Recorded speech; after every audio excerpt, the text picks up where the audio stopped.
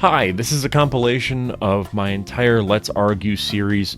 We'll say season 1 because this is from around early 2024 to early 2025. You're going to see my appearance change from having a beard to not having a beard, to having long hair to having short hair. But the general idea for this series is that I make a community post on this very YouTube channel asking for hot takes around the Godzilla franchise. It's then your job, the viewer, to comment your hot takes and I react to them. This is Let's Argue Volume 1. This is one from Brian Griffin with a really questionable profile picture. Shin Godzilla and Godzilla -1 don't need sequels.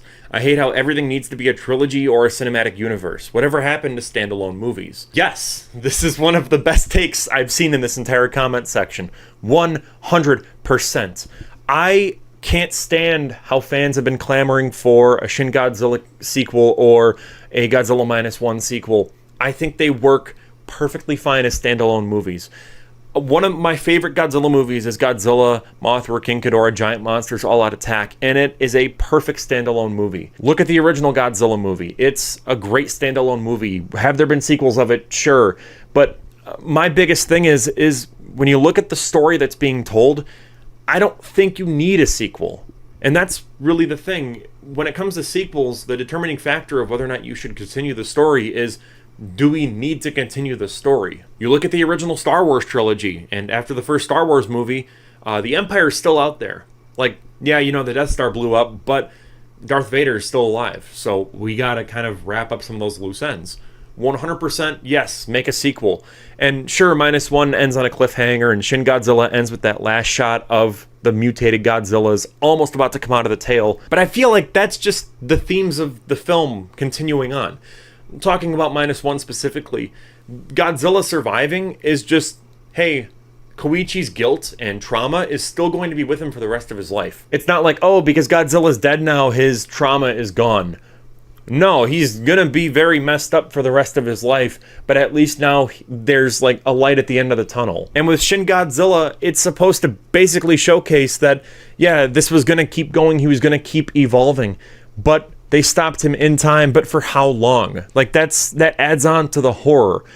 It keeps it ambiguous, and I like that. I like the idea of, oh man, in my mind, this is what happened. Or, oh, in this person's mind, this is what happened. It just makes it more interesting. If you make a sequel, it would just show off and pretty much ruin the horror of it all. So anyways, sorry for the quick ramble. Yes, 100% agree. This one's from D's Nuts 2007. Power scaling is a dumb concept. Hypothetical battles are determined by one factor, the writer of the story. It's a pointless debate to say, oh, Godzilla would destroy Gamera, because there's no way of really having a meaningful discussion about it. Stan Lee has a great quote about this.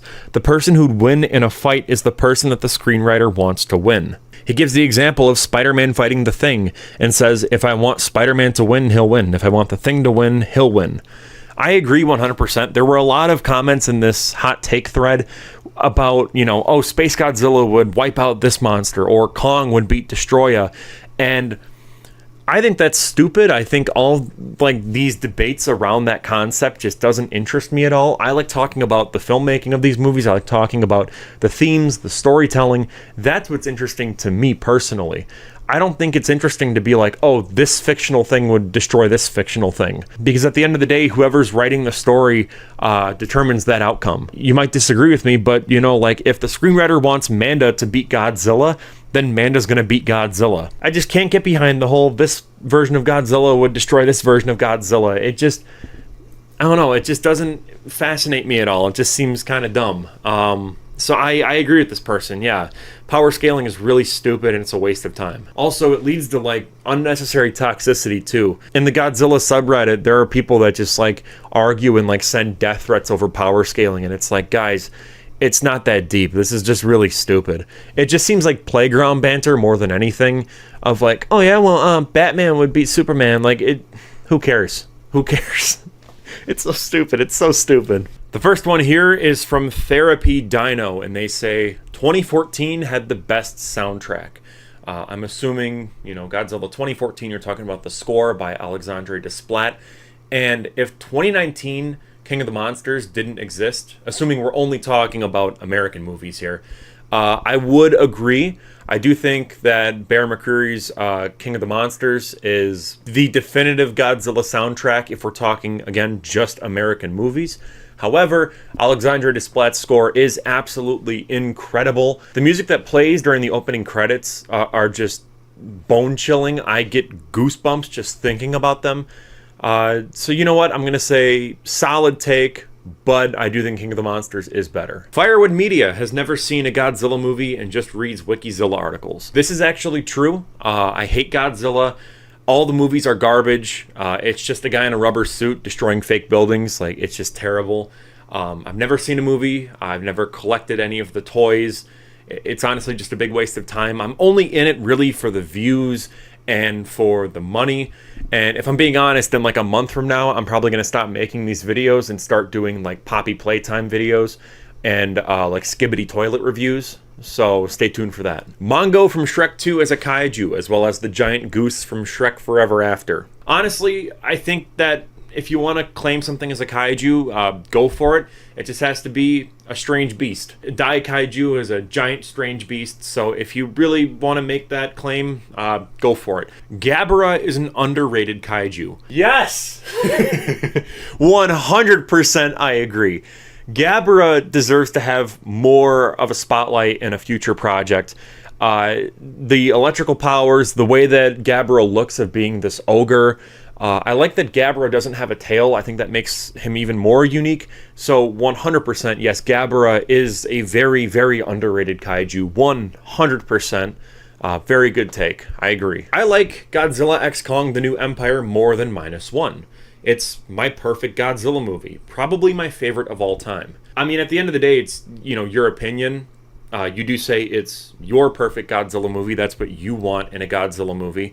And, you know, more power to you. Me personally, I completely disagree. I think that while New Empire is fun, I think that -1 just tells a better story, which at the end of the day, that's what film is about. It's about telling compelling stories.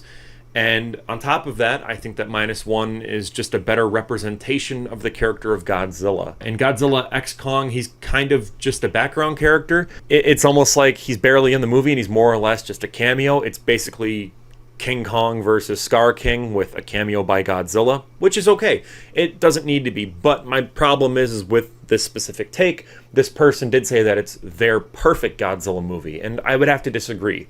He's a cameo in this. There's not enough focus on Godzilla for it to really be a Godzilla movie. I think if you do like this aesthetic and this style, then definitely check out some of the Showa era movies, especially ones where there's more of a presence and more of a focus on Godzilla for sure. But yeah, no, I gotta disagree on this one. -1 is better than New Empire, just because it's a better representation of the character of Godzilla. The human characters are actually interesting, and they're actually characters that you care about, and it's not just a big dumb popcorn flick. Not that Godzilla movies can't be big dumb popcorn flicks, but talking strictly film here, yeah, -1 is the superior film. Kong Skull Island as a whole is the best MonsterVerse film. It's not my favorite, and there are aspects where other films in the MonsterVerse excel, but it's the most complete film in a total package sense. I actually agree. I do think, though, that King of the Monsters is the best MonsterVerse movie. However, I think that when you break it down to objectively, what is the best film, what is the best movie in terms of just like filmmaking and storytelling and characters and all that stuff, then yeah, Kong Skull Island is the best. It's extremely well paced, it's extremely well structured, and the soundtrack is incredible, the characters are very memorable, the performances are really good. I just think that it doesn't get enough credit because it isn't really like the other MonsterVerse movies. It's almost like the black sheep of the bunch. In fact, I've seen box sets of DVDs or Blu-rays where Skull Island is just not on it. It's just Godzilla, then it's King of the Monsters, and then Godzilla vs. Kong. So yeah, Skull Island is, in my opinion, the most underrated MonsterVerse, and it's debatably the best. It's, at least for me, it's up there with King of the Monsters. Some days I'll kind of go on and off where It's there, it's not, but yeah, it's a really, really great movie. Showa era is the best era. I actually like that we finally have a take that's about, the older movies and not just the new stuff. I actually agree, but I think that a lot of this has to do with nostalgia. My opinion is whatever your favorite era of Godzilla is the era that you grew up watching the most. That's my personal theory. So for me, I watched Godzilla vs. Hedorah a ton. Like, way too much as a kid. That one and Terror of Mechagodzilla. For some of the older Godzilla fans out there, you might remember these, they were like silver DVD cases, and they had very specific Godzilla movies from the Showa era in this like box set. The reason why I'm bringing this up is most of those movies were at my local library, so those were the ones that I got to see the most. I would catch some on like TNT's Monster Vision or Turner Classic Movies, but beyond that, all I really got to see growing up was the Showa era movies. Obviously, as I got older, I watched all of them. In my formative years, it was definitely the Showa films that I watched the most. As a result, it's my favorite. I feel like kids growing up now are going to say, yeah, the Reiwa / Legendary era is going to be my favorite. Or, you'll get people that are like, I grew up with the Trendmasters toys, so the Heisei era is my favorite. 100% valid. Like I said, a lot of this is subjective, but in my own opinion, I agree with this person. The Showa era is the best era. The creator deserved to win the Oscar for Best VFX over Godzilla -1. Yeah, it's impressive what -1 was able to do with 35 VFX artists, but the creator just looks so much better. Several shots in -1 look downright atrocious. At the end of the day, it's about quality and not the quantity of artists. Part of me agrees because the creator does look absolutely phenomenal. It's a gorgeous movie, and if I'm being honest, if -1 didn't come out, the creator would have been my favorite movie of 2023. But that being said, part of me is just like, Godzilla -1 is such a feat. And not even talking about just how many VFX artists were in it, but there are some shots in -1 that look like God tier. They look so realistic. The shot of Godzilla in the water with the mine in his mouth, I swore that was real. I swore they just built a practical Godzilla head. It turns out they didn't. The water simulation in that movie is so good. It's so good. So while I do think, yeah, quality over quantity, and in this case, it's less people worked on it, I kind of get what you're saying, but I have to disagree, ultimately. Not because it's Godzilla, but just because the visual effects there were just fantastic. Were there some bad shots? Yeah, but that movie is batting like 800 when you consider all the other bad shots. Godzilla vs. Gigan to Godzilla vs. Megalon are watchable schlock. I agree. I mentioned this in my Dr. Skipper video that there are movies and eras of Godzilla that are, yes, objectively bad, but that doesn't mean that they're not like unwatchable. Godzilla vs. Gigan and Godzilla vs. Megalon are movies that you can totally just put on at a party and have people watch and laugh at, but also you can appreciate it for just being really solid kaiju movies in terms of the special effects. Like, I will always love the scene where Megalon and Gigan have that like ring of fire around Godzilla and Jet Jaguar, and they're sort of back to back. It looks awesome. The amount of work that went into those movies, regardless of their quality, I'll always just appreciate. So basically, though, yes, I agree with this person. Yeah, it's watchable schlock for sure. That's probably the best way to put it. Kiryu Goji is a way better design than Godzilla 2000. You can't convince me otherwise. I mean, here's the thing. I think that both designs work really well. The Millennium era pretty much had no misses when it came to Godzilla designs. Every single one was fantastic in its own right. Godzilla 2000, the best part about it is that it's a little bit green with those purple spikes. It's very eye-catching. I'm someone that loves that color palette of like purple and green, or like purple and teal, which is why the channel, icon is purple and teal. But with Godzilla 2000, I kind of agree. I think that Kiryu Goji might be the best. Specifically, I like the Tokyo SOS Godzilla because I love that giant scar on its chest. Godzilla vs. King Ghidorah is overrated AF. It just makes the lore of the Heisei era confusing and has some of the most dull characters in a Godzilla movie ever. For the most part, I would agree. My biggest issues with Godzilla vs. King Ghidorah stem from the time travel, which this person is talking about, as well as the World War II stuff, which is kind of interlinked with the time travel. I think that the World War II depictions kind of not good.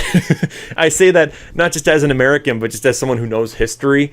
And I feel like depicting Japanese soldiers that way in a heroic sense is kind of messed up. I'll be making a video on this movie, by the way, that's more in depth and talks more about my feelings on this. But basically, I agree, it is overrated. I think if it wasn't King Ghidorah and it was some other monster, then it wouldn't be as well regarded by fans. The special effects are incredible, don't get me wrong. Mecha King Ghidorah is cool.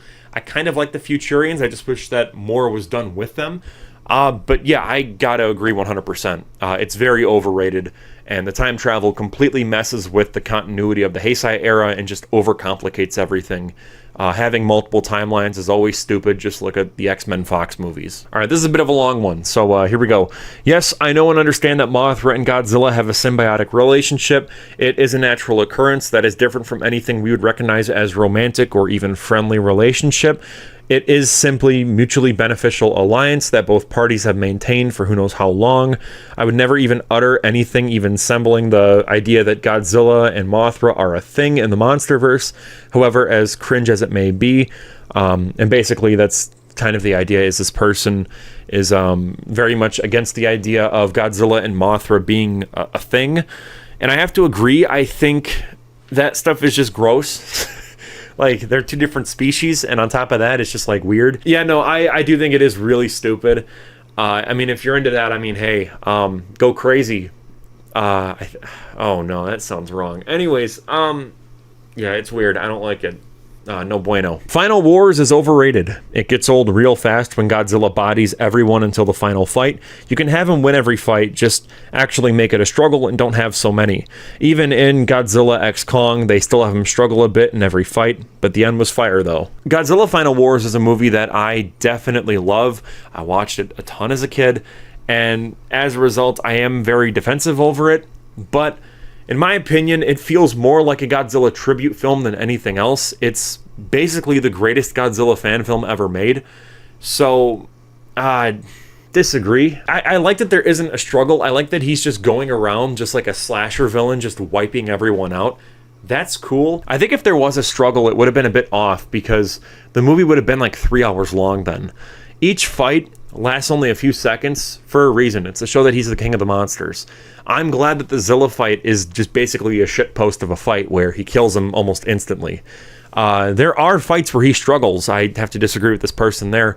Godzilla, Anguirus, Rodan, King Caesar, that fight. Even then, he does struggle at a few points, specifically against like Kamanga. Like, he does get covered in those webs, and it ain't looking good for him, but obviously, you know, it's Godzilla Final Wars. He's going to still wipe out Kamanga. So, disagree. Overrated. I would actually argue it's quite underrated. I've heard a lot of people dunk on that movie, but I love it. I think it's great. This one's from KaijuZilla621, which is the creator of Godzilla Apex, so shout out to them. Most Godzilla Heisei movies, aside from 84 and Biollante, are boring because of their similar structure and overdrawn slow battles. I would actually agree with this. I do think that there are a lot of highlights in the Heisei movies as opposed to lowlights. But yeah, a lot of the fights do end up just becoming like just beam battles, and it gets pretty boring pretty quickly. Godzilla vs. Mothra, Battle for Earth comes to mind. That one is probably one of my least favorite Godzilla movies of that era. But Godzilla vs. Destroyer has some pretty cool moments. I love the fight where Destroyer drags Godzilla Jr. through the city. So I agree. I do think, though, that while it does have the reputation of there's a ton of beam battles, there are still some really fantastic fight scenes. But yeah, when it's bad, it's pretty bad. The Gamera Heisei trilogy is 100% way better than the Godzilla Heisei movies. Someone probably mentioned that in here as one of their hot takes. So preemptively kind of latching that onto that, I agree. Those Gamera movies are 100% better than the Godzilla Heisei ones. This one was very controversial. The idea of Godzilla being a tragic character in the Heisei series is stupid, and Mickey is the true villain of the Heisei series. I disagree. I like when Godzilla is a tragic character. I think it works with who Godzilla is. He didn't ask to be created. He just kind of suffers. That's why I like Shin Godzilla so much. It just works with the character. I also like the characterization of Godzilla in the Heisei series because he is like an anti-hero where he only fights the monsters that are gonna, you know, kill him and probably destroy Earth. So he really, like, he still destroys cities, which I like, but he's still a hero when he needs to be. In my opinion, that's like the best characterization of Godzilla. I have to disagree. Mickey's also a great character, not a villain. So I disagree. I think this is a very bad take, and I know a lot of people have been kind of riling you up in the comments with this. There's like 10 replies. But no, I'm sorry, I'm going to have to disagree. Varan is an overrated monster. So apparently there's Varan defenders, which is really funny. Someone under this even replied being like, Varan is better than Godzilla. My question to that person that said that Varan's better than Godzilla, what has Varan done exactly to be better than Godzilla? Varan the Unbelievable is a terrible movie. The Japanese version and the American version are both awful. Like, it's legitimately a bad movie. If you defend it, I'm convinced you actually haven't seen it, because it's a very slow movie that feels like it's made for TV. On top of that, Varan just isn't really an interesting monster and hasn't had an opportunity to do much in the spotlight. He shows up in Destroy All Monsters for like 2 seconds, and that's it. I would like to see Varan come back to some degree and do something cool, but as of right now, Varan is hardly even a character. So I don't really understand how one could say that he's better than Godzilla. But yeah, so to basically respond to the initial post, yeah, I agree. Varan is very overrated. I had no clue people even liked Varan. I thought he was just kind of like a joke monster. Shin Godzilla is overhated by fans and is a fantastic movie, one of the best in the franchise. I'm convinced people only say they hate it so that they can look cool. I would be willing to bet everything I own that people are going to turn on -1 in a few years because it will be the cool thing to do. Unfortunately, yes, you're 100% right. Yeah, people are going to start saying that -1 was terrible and that it's one of the worst in the franchise and it's boring, because that's what they're doing right now to Shin Godzilla. I genuinely don't know how someone can watch Shin Godzilla and hate it. It's objectively one of the best. For me, it's -1 is like in my top 3, up there with Shin Godzilla and GMK. Like, those are like my big 3. So I'll make a video on Shin Godzilla, but yeah, no, I 100% agree with this person that as of right now, it's just cool to hate Shin Godzilla for some reason. It's kind of weird, actually. That's sort of how a lot of things go, where something will come out and then a few years later, it'll be like, oh, it's the worst thing ever. Like, people on Twitter are already turning on Dune Part 2, and that movie is fantastic. So I don't know. I would, kind of like rebut some of the claims with Shin Godzilla being bad, but most of the claims that I see are just people saying it's boring, which I don't think is a very good critique of any movie. I think it's weird to say, oh, that's boring.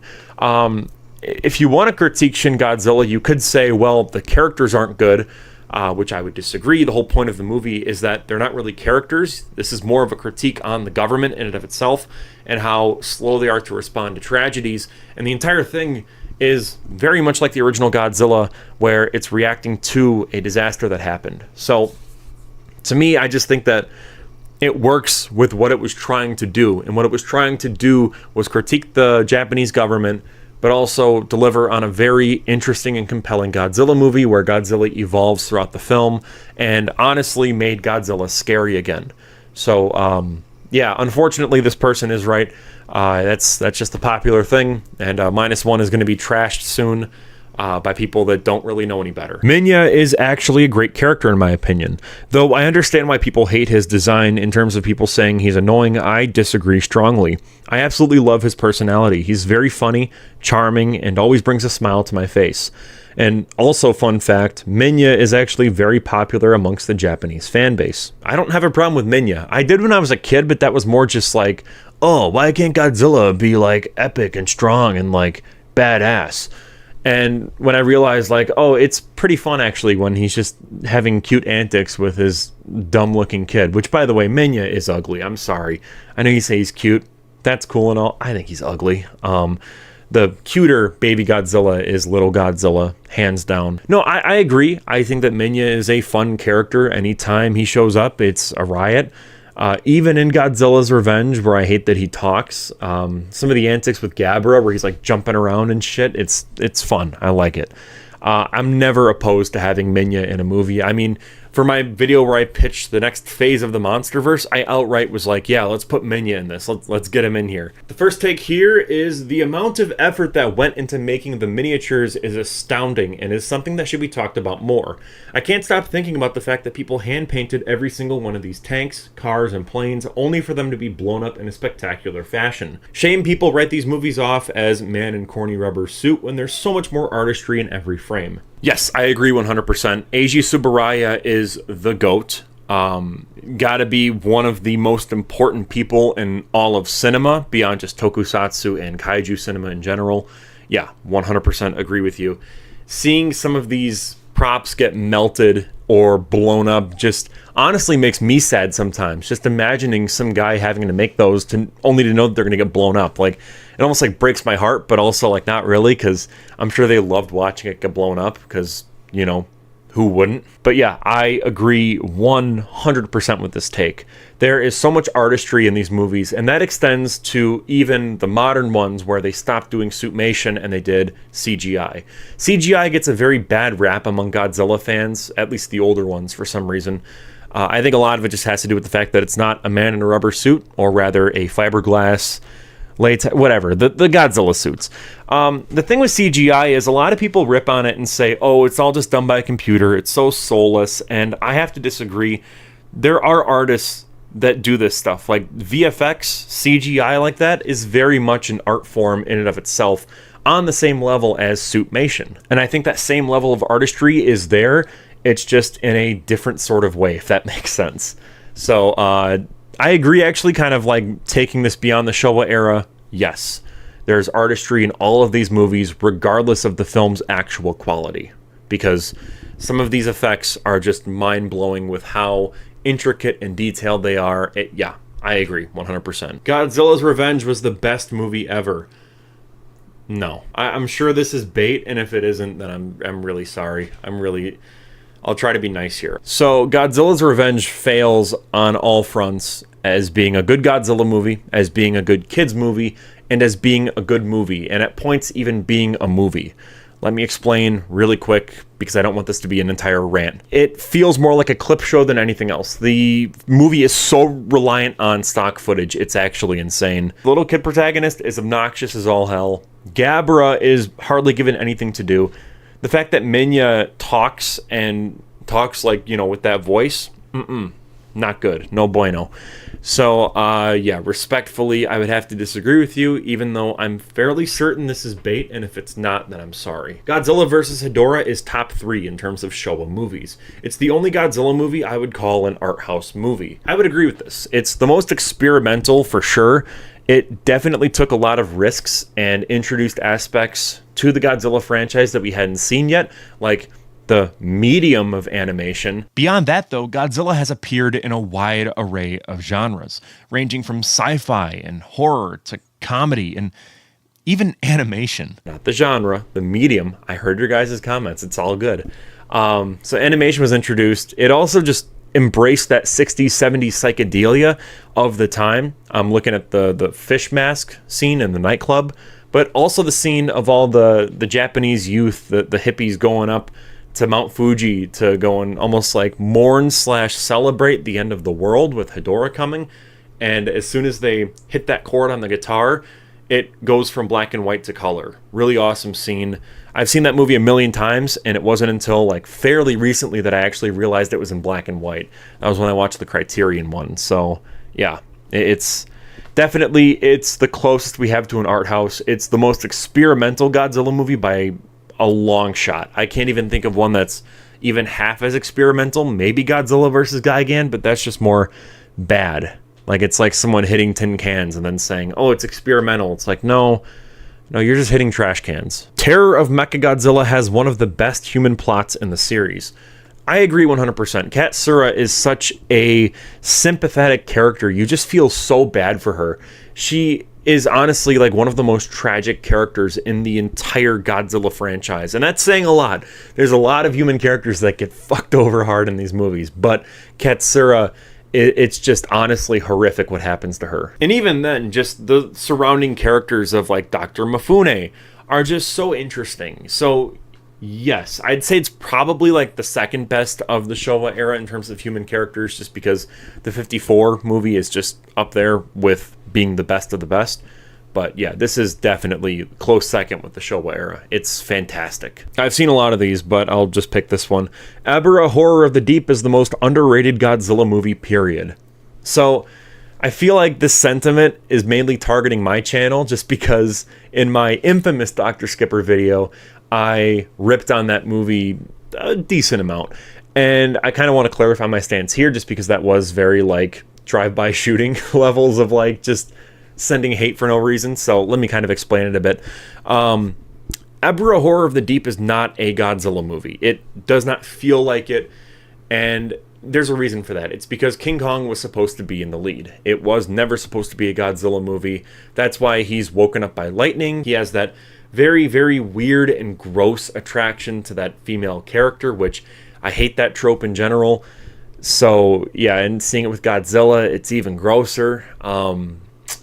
I don't want to be thinking about what he's thinking about that woman, because that's nasty. You're a victim. Here we go, CSI. Beyond all that, the movie has one of the worst fight scenes ever, and that's the giant condor fight, which is just terrible. And then when he actually does fight Ebirah, it's just like a volleyball game. So it's very boring. The island stuff hadn't yet been perfected. Perfected, I guess, because I'm not a big fan of those type of movies. But yeah, it feels more like a James Bond movie rather than an actual Godzilla movie. Not a fan. I'm sorry. I know a lot of people do defend that movie. They do like it. A lot of it's just because they like Ebirah, but for me personally, no, it's not good. Invasion of the Astro Monster shows a lot of great human scenes where the aliens pretend to be good, but turns out they were evil. For the most part, I think the human drama throughout Invasion of the Astro Monster is very, very solid.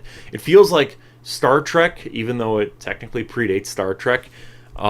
Incoming clickbait video from Firewood Media. Did Star Trek rip off Godzilla? Yeah, I do like a lot of the aesthetics of that, and I love just the feeling of it. I love that sort of like 60s sci-fi, and I love the look of the aliens. It's all great stuff.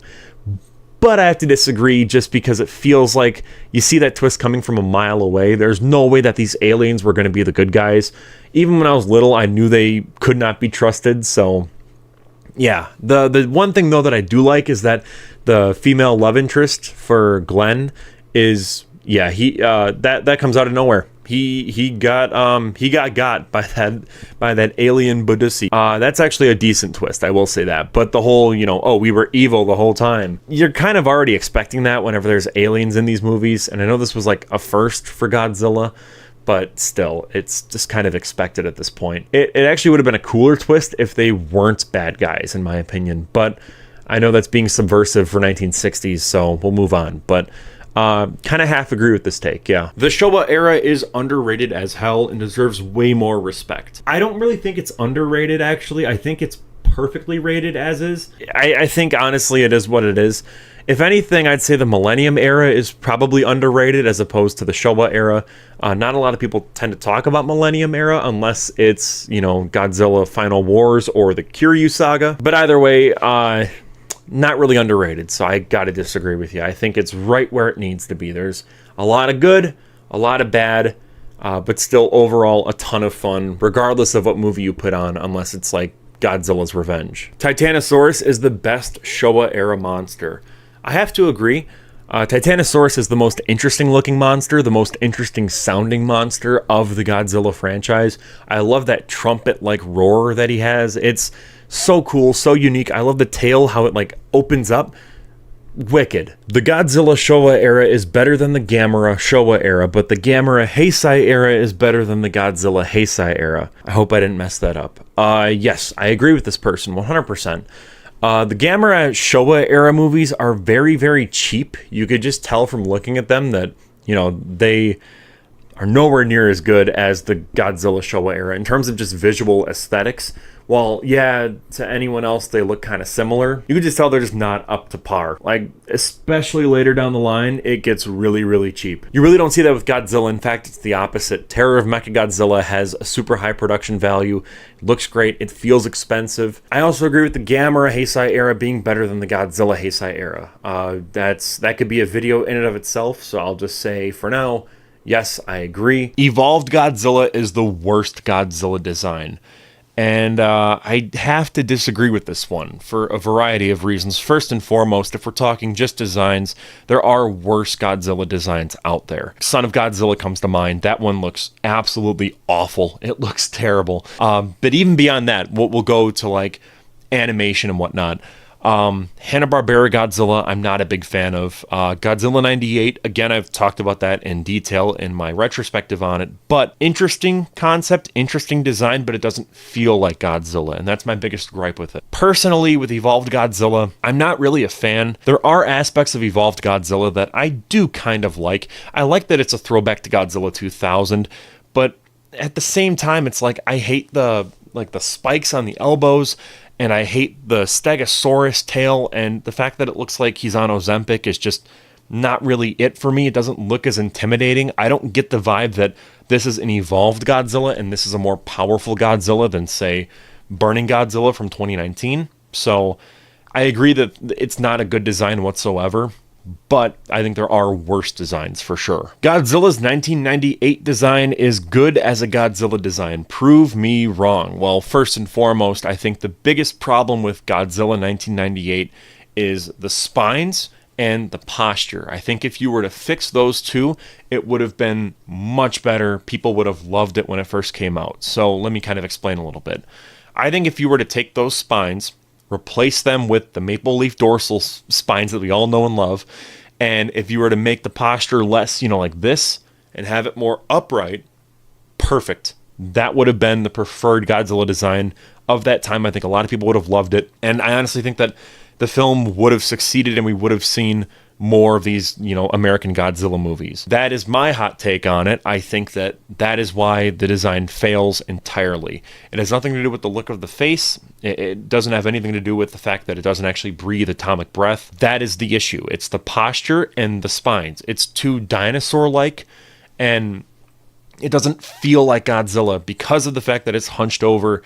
It doesn't have that power. It doesn't have that grandeur that Godzilla usually carries with him. This one is from Aloe Arts, and they say, Godzilla 2014 is the best MonsterVerse Goji design and should have kept it throughout. I actually kind of disagree. While I do love Godzilla 2014 design, I think it's awesome. My only gripe are the dorsal plates. I wish that they were the maple leaf ones, which King of the Monsters in 2019 did actually sort of fix. So for me, the 2019 Godzilla is my go-to Godzilla MonsterVerse design. That is the peak MonsterVerse look. 1955 suit is a great design. I agree 100%. Yeah, I think it's a fantastic design. It's slimmed down from the 54 version. It's everything it needed to be for that movie and then some. Extremely underrated look. I wish that they would make more figures of it too, just because it is so cool looking. So I agree 100%. This is from D's Nuts 2007, and they say this isn't about a specific design per se, but I hate the way some Godzilla fans designate design names as Gary Goji instead of just saying 2014 or Godzilla 2014. It overcomplicates things and feels weeb-y, like non-Japanese speakers imitating the language with complete nonsense. I would have to agree, actually. I think that it very much overcomplicates things. For a lot of these, I actually had to go and look up what they were talking about when they could have easily have just said Godzilla 2003, Godzilla 1967. It overcomplicates it, and for people like me, it feels annoying more than anything else. Fat Godzillas equal good Godzillas. I think for the most part, I would have to agree. The fatter Godzillas, the early MonsterVerse one, but also the Heisei Godzilla ones, they just look bigger and more intimidating, if that makes sense. The slimmer ones are okay, don't get me wrong, but for me, I do prefer it when they're bigger and bulkier, especially if the purpose of that monster or that design is to fight. Then yes, 100% I agree. Yet again, a fantastic take here. This person says, the Godzilla suit from 68 to 72 is the best Godzilla suit, and I 100% agree. I am a bit biased. My first ever Godzilla figure was Godzilla 1968, but regardless, yeah, it looks fantastic with what the films are trying to accomplish, and that's being a bit lighter, a bit goofier, but also still being a little bit intimidating. It kind of gives me Pitbull kind of vibes. I don't know why, it just does. I think it just might be the lips. There's just something about it. So yeah, I don't know. There's just something about it where It looks intimidating, but it's also kind of adorable at the same time, which works for what they're trying to do. Shin Godzilla is the scariest incarnation of Godzilla in the franchise. Yeah, 100%. A lot of that has to do, in my opinion, with the unpredictability of it. The fact that it's constantly evolving throughout the movie adds to it tenfold. If it was just the way that it was, let's say, like, I think that's Form 4. If it was just Form 4 for the entire movie, then it would be extremely boring and it would just be kind of interesting to look at, but not as scary. So a lot of that does have to do with all the evolutions that it goes through, but even then it does just look like a burn victim. It looks like it's just suffering, and the way that the tail looks is also so cool. I love how it just looks like a statue that has come to life, but not really, because it hardly moves, which works in its favor, I think. It kind of relates to suits, so I'll talk about it here. But they said the new Godzilla movies should be suitmation. It doesn't count as a Godzilla movie without the costume and miniature work. And I'm assuming they're talking just about the Japanese ones, so Godzilla -1 and Shin Godzilla. And part of me agrees, part of me disagrees.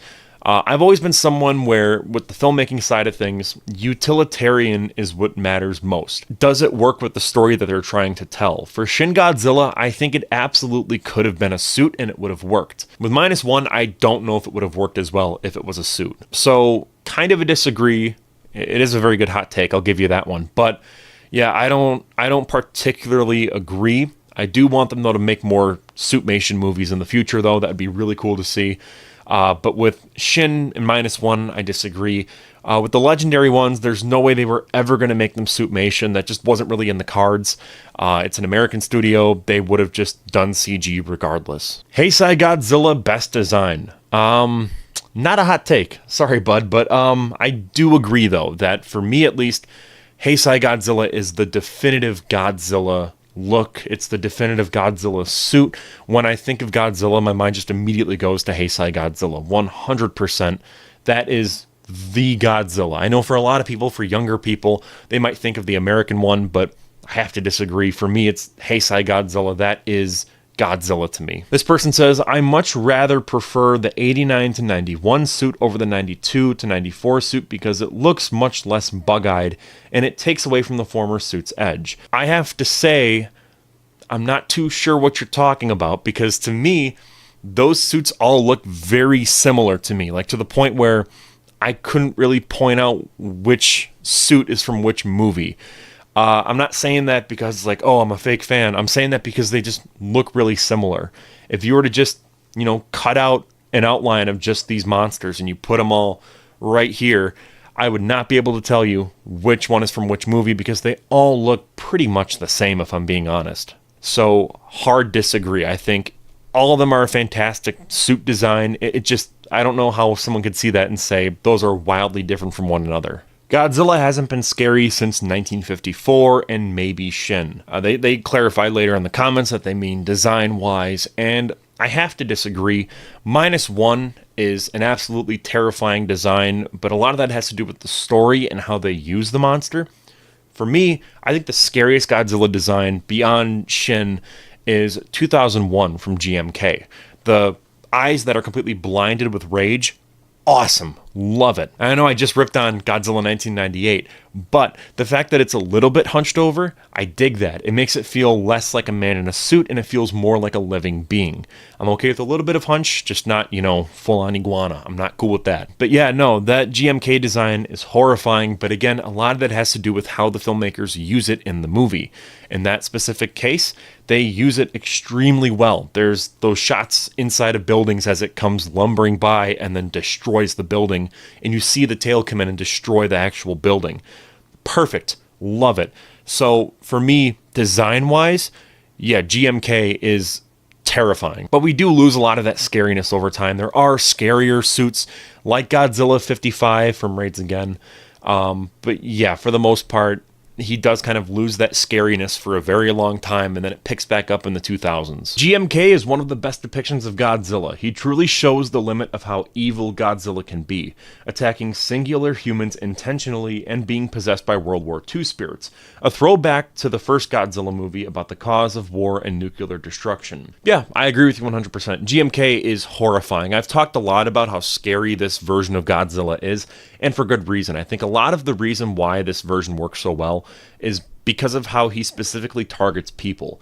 Godzilla Minus One does this one too, but I just love it whenever a kaiju specifically looks for people and goes after them. It makes it so much scarier. Final Wars is amazing and 2000 is underrated. Final Wars is, in my opinion, one of the best Godzilla movies. I know a lot of people hate it.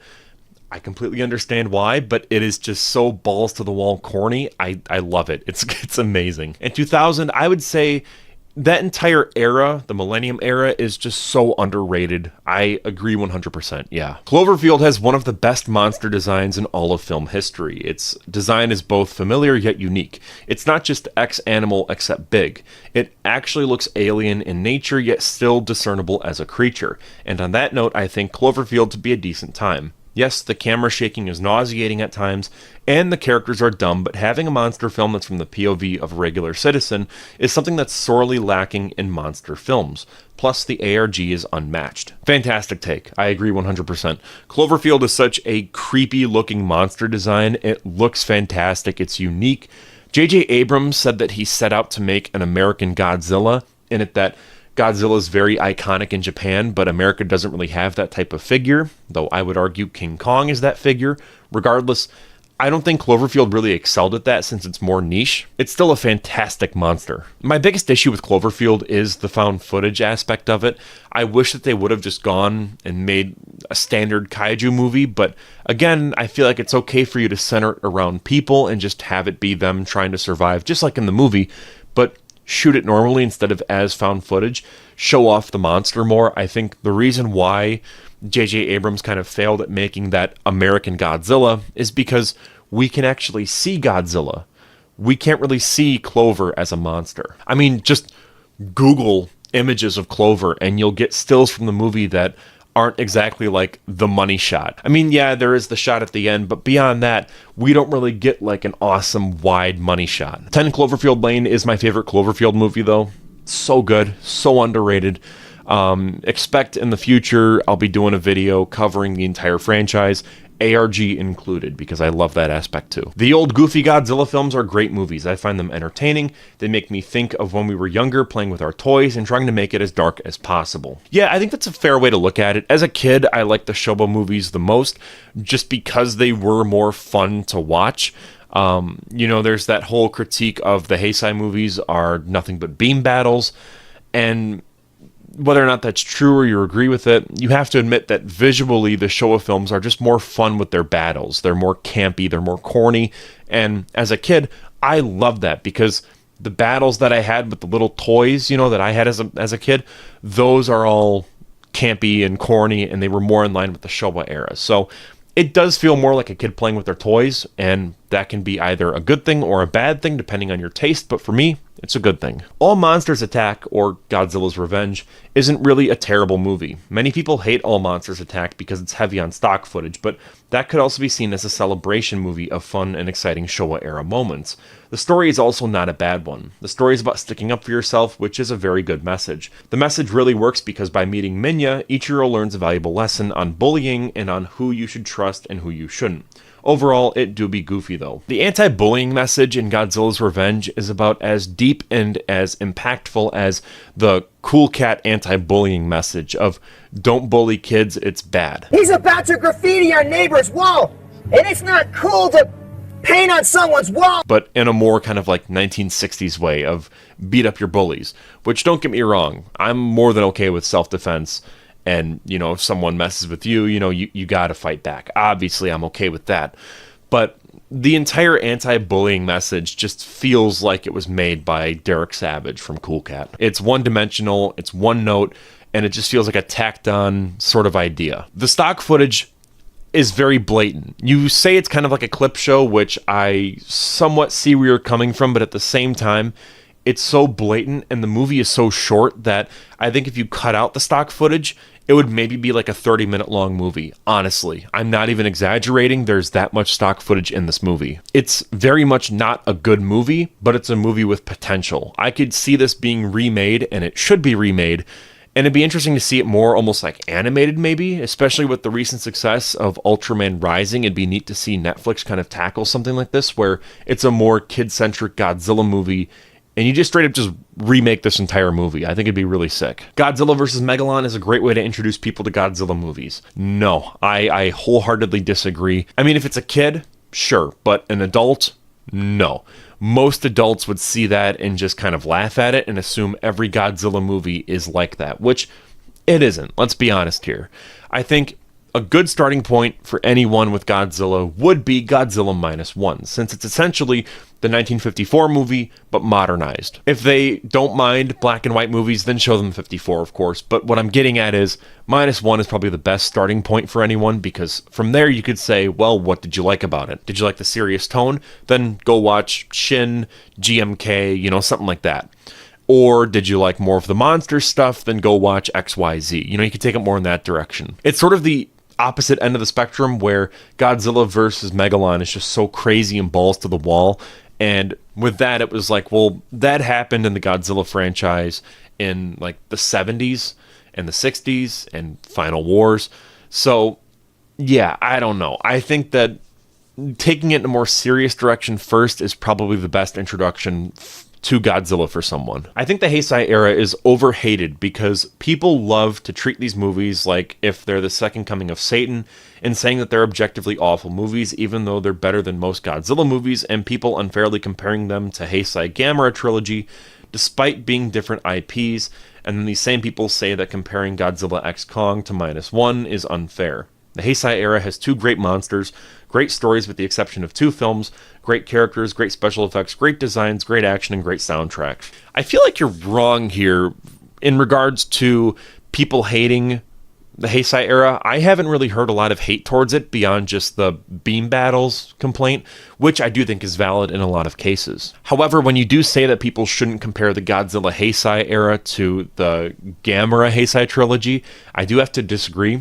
Your reasoning is don't compare -1 and Godzilla X Kong. Your reasoning being that these same people will then compare -1 and Godzilla X Kong, and to me, that seems like kind of a lame argument. It seems like a straw man argument, but also those movies are tonally different, whereas I would argue that the Gamera Heisei trilogy and the Godzilla Heisei series are essentially trying to achieve the same goal. Tonally, they are very much the same. They are supposed to be these modernized, for the time, versions of the characters and of the films. And it's just true that the Gamera Heisei trilogy does that better. Don't get me wrong, the Godzilla Heisei series has some really good entries. Godzilla vs. Biollante is incredible. Godzilla vs. Destroya is fantastic, but you gotta admit that the Gamera Heisei ones look so much better, and for good reason.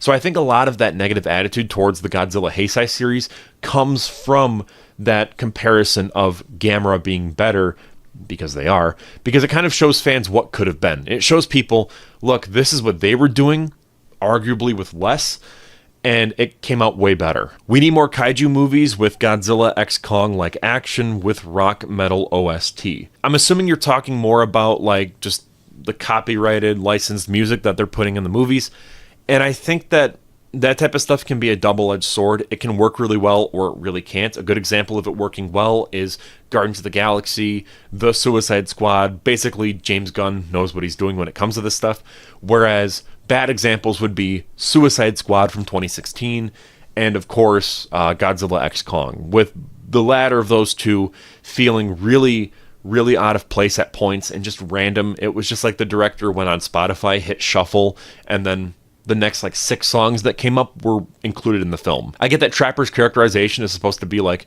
oh, he's kind of like a rocker dude, he's like, whatever, we'll play Kiss, while we're doing this.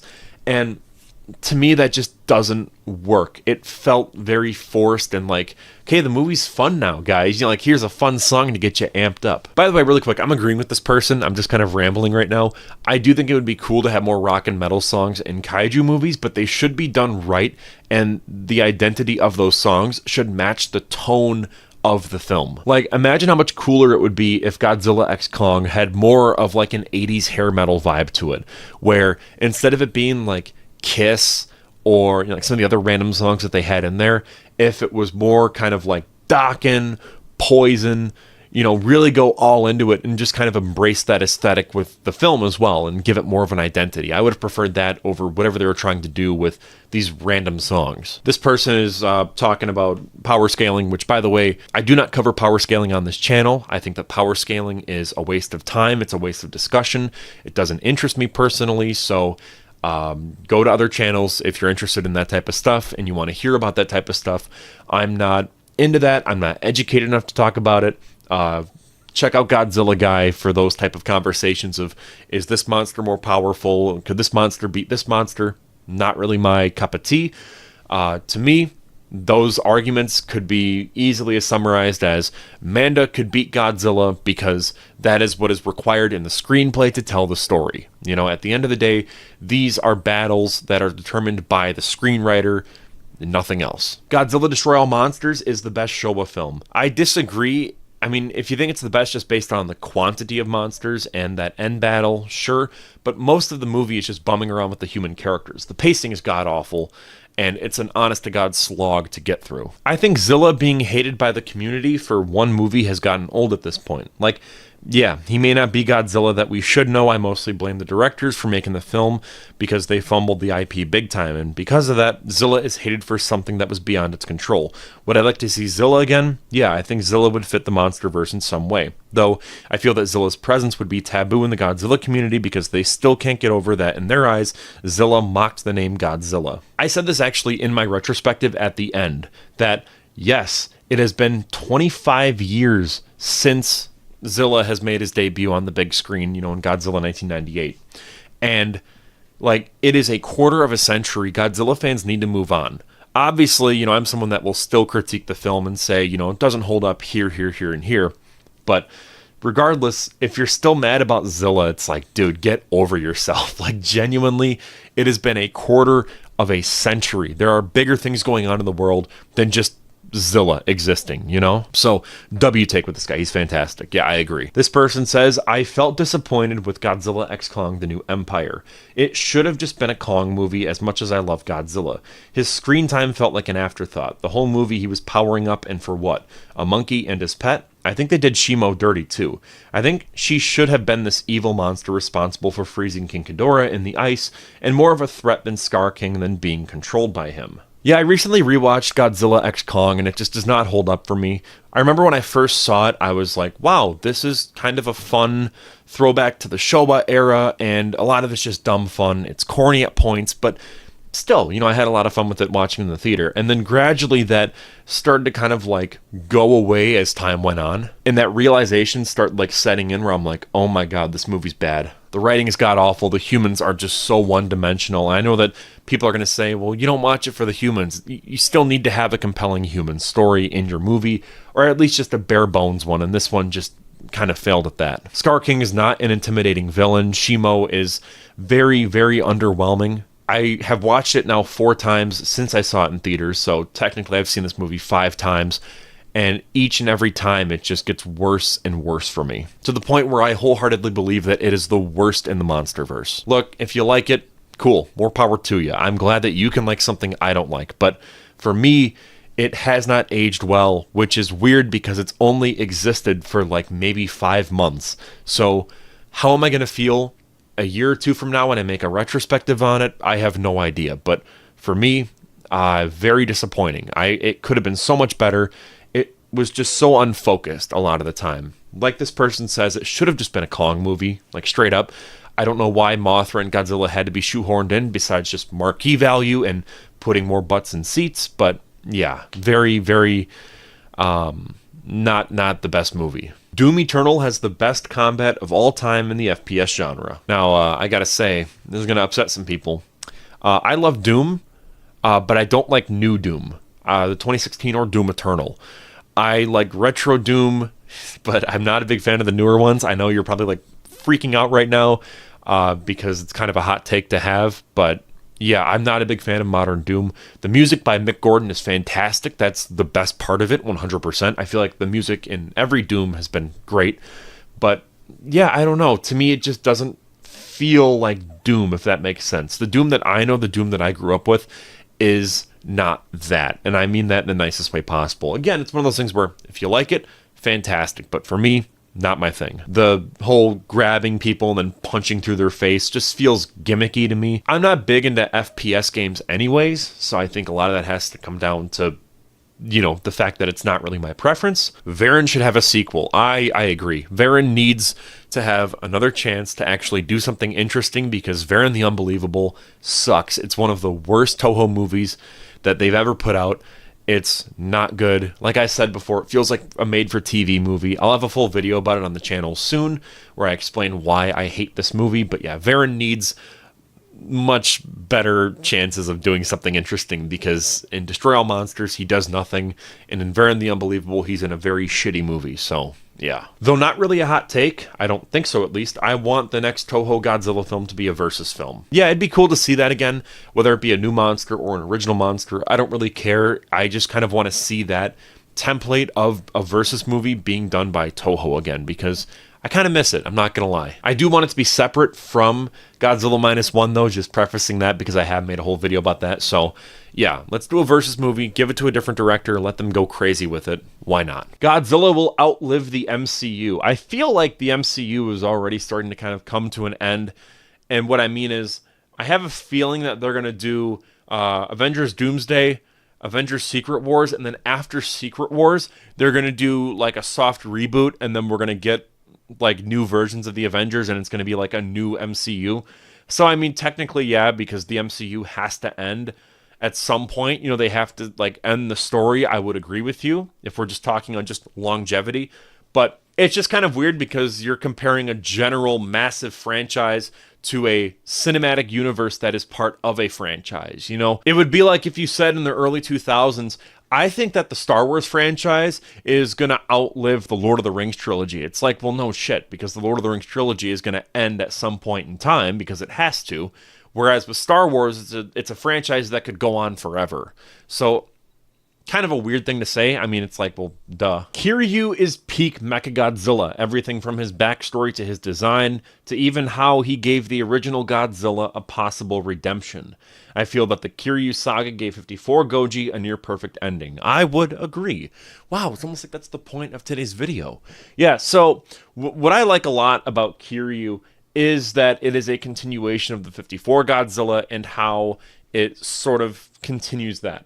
Out of all the sequels to the 1954 film, I think that the Kiryu duology might very well be the best because it actually feels like it deserves to be a sequel. It isn't just like they went, let's just continue the story so we don't have to give Godzilla a new origin. It actually builds off of the 54 film and improves it tenfold. Not that it needed to be improved, but you get what I'm saying. But Kiryu as a character I like a lot. I do think it is the best Mechagodzilla. I kind of go back and forth with the Showa era one, but with this one, yeah, I love it. I love all the elements of the design, but even beyond that, story-wise, I love how the 54 Godzilla takes over and takes control. It gives the character a really neat send-off, even though it already had a really good ending anyways. While some people dislike the later Showa-era films, I personally love Godzilla vs. Gigan, as it was the first Godzilla movie I ever saw. I also love Gigan as a character. He's brutal, sadistic, and bloodthirsty, yet cunning. Yeah, I'm not too big on Godzilla vs. Gigan. A lot of that just has to do with the tone being so muddled. It doesn't know if it wants to be a kid's movie or if it wants to be more serious and gory.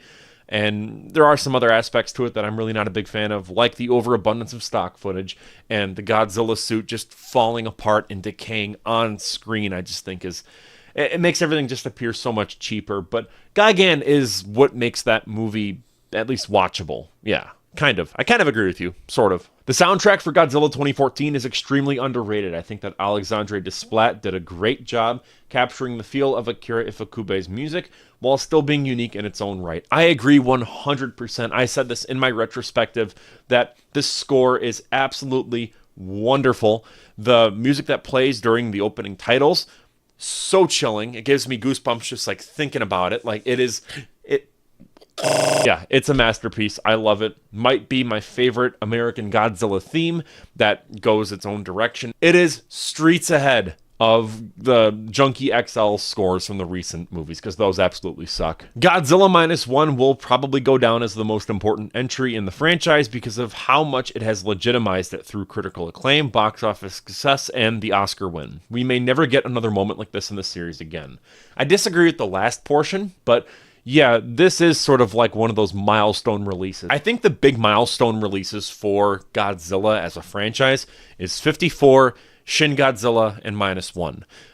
Obviously, some people will be mad that I'm not going to say, the MonsterVerse is important, because it kind of is. But in the general public, I think that those three are kind of like the big three when it comes to very distinguished and well-respected Godzilla movies that are pretty much universally loved by not only general audiences, but Godzilla fans as well. Godzilla 1998 is an important part of Godzilla's history and was the first wildly new take on the character before Shin Godzilla.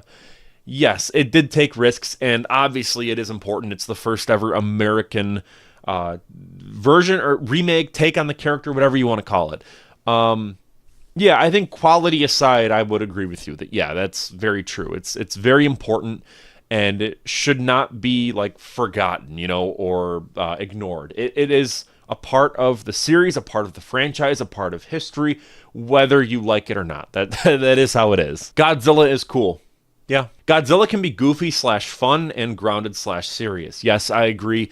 This was a big point in my Dr. Skipper video where I basically said, what's great about Godzilla is the versatility of the character. He can do pretty much anything. He can represent anything.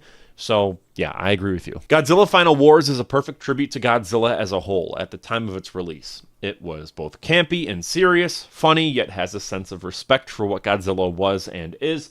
I honestly think it is one of my favorite Godzilla movies just for that reason. I've said this before in previous videos, Godzilla Final Wars is the best Godzilla fan film ever made. Even though it's official, it still very much feels like a fan film. So I agree with you. It is a wonderful tribute to the entire franchise. A lot of people like to say it's really a tribute to the Showa era, but I would have to disagree. I think it is a perfect representation of all eras, both what has preceded it and what has succeeded it. Is that the word? I don't know. Whatever came after, I agree. I think that it's the perfect representation of the franchise. I want to believe that in Godzilla King of the Monsters, Anguirus' bones in Godzilla's lair is there not because he was Godzilla's prey, but because he was Godzilla's best friend, like in the Showa era. Godzilla took the remains to his lair so he could still be close to Anguirus in a way, and so Anguirus' corpse could rest in peace without being defiled by other titans or humans. I know it sounds like a stretch for the MonsterVerse, but I grew up watching Godzilla and Anguirus being a dynamic duo and thought it was one of the best elements of the Showa era. That is one of the best elements of the Showa era. I just think it was just a neat Easter egg. I think that was more the intention, and I guess if you want to kind of get into it lore-wise, maybe, but to me it was just always like, it was just an Easter egg. It was just kind of there. I don't know. The Heisei era was an amazing return to the serious tone of Godzilla after the goofiness of the Showa era. It didn't fully bring back the seriousness of Godzilla 54, but it still gave us that more serious tone and put it into the fights in City Rampage. I would say at first, the first two entries are very sort of serious and, that's the tone, right? But as we get to like Godzilla versus King Ghidorah, it gets very goofy. We get to time travel, we get to androids, we get to the Dorats, and it's just like, we are right back into the Showa nonsense. However, another thing I have a problem with, and even what I just said there, the Showa nonsense, I'm talking mainly about the 70s era stuff, but the Showa era tends to have this reputation of being extremely goofy when a decent portion of it took itself very seriously. Godzilla 54, Godzilla Raids Again, I would even argue movies like Mothra vs. Godzilla, they all kind of have this air of like seriousness to them and really didn't get goofy until I want to say around like Invasion of the Astro Monster, but even then Ghidorah the three-headed monster, had them kind of yapping to each other. So I don't know, but I would argue that it's not entire, like the entire era isn't all just goofy, So I would have to disagree. Tiamat was wasted in Godzilla X Kong. I don't really know how you can waste something that isn't really a character. I have to disagree. Apparently Tiamat is a thing in the comics maybe, but for me, I'm someone where if I'm watching a movie right? If there's previous installments, I'll watch those, but I shouldn't have to read a comic to go, oh, I know what that is. You know, it should all be self-contained. And that was one of my biggest issues, was I felt like I was missing out when they were talking about Tiamat in that movie. It's like, well, what the hell is that? That wasn't mentioned previously. But talking about it being wasted, I disagree. I think that it was fine with what it served for the narrative. It was supposed to be a monster that Godzilla killed so that he could take over its lair and then become more powerful. So it served its purpose in the narrative, unless it's supposed to be more powerful, which, okay, but I don't know. I don't know much about Tiamat, nor do I really care.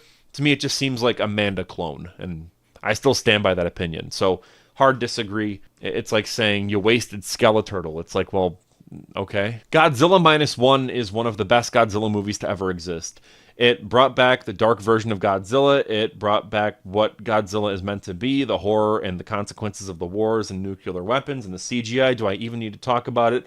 That's why we got the Oscar, and about the Oscar, it was deserved, and not just by the CGI. You got to get better at punctuation there, bud. But what I will say is I agree and disagree. I don't agree with it brought back the serious tone, because Toho made Shin Godzilla and then they made Godzilla Minus One. So that's not really bringing it back if the previous installment was already. Yeah, what? I tend to just view the MonsterVerse as its own sort of entity and separate from the Toho movies. So that's why I kind of feel that way of, yeah, it was serious with Shin Godzilla and then it was serious with Minus One. And if we ignore all the anime shit, they went from making one serious movie to another serious movie. I feel like, and this is beyond this comment, every Godzilla opinion now with Minus One, people always say, yeah, see, there was a Godzilla movie that came out in the 50s, and that was really serious. And then the Showa era, all the sequels, those were all, really goofy and stupid. And then there were no more movies until Godzilla Minus One. That's kind of how I feel a lot of these opinions are, and that's a really stupid opinion to have. Not saying this person that commented this has that opinion. I'm more just talking about a recent video that I saw where someone made that exact claim. But yeah, I would disagree that it brought back seriousness to the franchise when that was there even before Shin Godzilla. We had other more serious entries. So disagree. No bueno. But Minus One is a fantastic movie and one of the best in the franchise. The MonsterVerse needs to go slightly back to its roots. Darker. I kind of agree, kind of disagree. What I think the MonsterVerse needs to do is establish an actual identity, because at this point it just feels like they want to copy the aesthetics of the MCU and go more that route, where I feel like what they should be doing is go back a little bit further to Godzilla King of the Monsters from 2019, that aesthetic that they set up, which was already kind of MCU-ish, but take those aesthetics of honoring their roots, with Japan and with Toho, and go more that route than what they're currently doing. I don't think that we need to go back super dark and make it like 2014 or, even darker like Shin Godzilla or Minus One. But what I do think they should do is go a little bit more serious, less goofy, have less of an emphasis on Kong, maybe introduce more Titans, and add more diversity to the general MonsterVerse in terms of the monsters that we see, because right now it just feels like there's only Godzilla, Kong, and Mothra, and those are the only monsters that matter. Let's make it more interesting, It's hard to say it's a cinematic universe when there's two main characters and that's it. The Godzilla series has shown how it stood the test of time with all its multiple depictions of Godzilla and the other monsters, exploring different tones and styles, diving into different themes and commentaries, and overall just evolving with the times. While the series might encounter a bump or two or fall into a decade-long hiatus, the Godzilla series will never die. Well, yeah, I agree with you. A lot of that has to do, though, with Toho managing the franchise that way and having it so that let's go a decade without doing anything Godzilla related, or what they're doing now where let's do Shin Godzilla and then we'll hand the franchise off to a different director and then Minus One is released, and I'm hoping that the next movie they kind of do the same thing and hand it off to a different filmmaker and just kind of go off like that, you know what I mean, where it constantly keeps everything fresh and interesting, and I like that. Also, I think that its longevity, a lot of that is due to the fact that there isn't really a strict continuity with the franchise, where anyone could realistically put on any movie in the franchise and have an idea of what's kind of going on. It's more episodic than serialized. Whereas in a series like Star Wars, where there's episode 4, 5, 6, 1, 2, 3, 7, 8, 9, and then all the little spin-off movies, you know, like, if you don't know Star Wars, I feel like it can be very confusing on where to start. Whereas with Godzilla, it's like you just fucking close your eyes and just throw a dart and you'd figure it out, you know, because it doesn't really matter much. There is no strict canon. There is no continuity. Characters can be introduced and then reintroduced as something entirely different, and it would work within the narrative. So that's the big reason as to why this franchise has existed for so long. And it's because it keeps reinventing itself and keeps it fresh, and yeah, which I think is interesting compared to other more American Hollywood franchises, which do have canon, which are serialized, and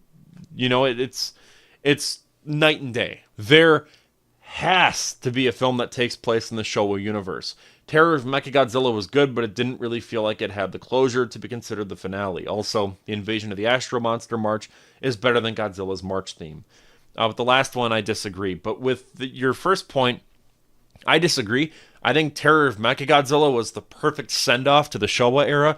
One of the reasons being is that it was the last Godzilla movie that Ishiro Honda directed. And so he directed the first movie, he came back to direct this one, and it works totally with like the finality of it. The shot of Godzilla going off into the ocean is one of the most beautiful like shots in any Godzilla movie, especially from that time. That right there feels like the end of an era, and it was.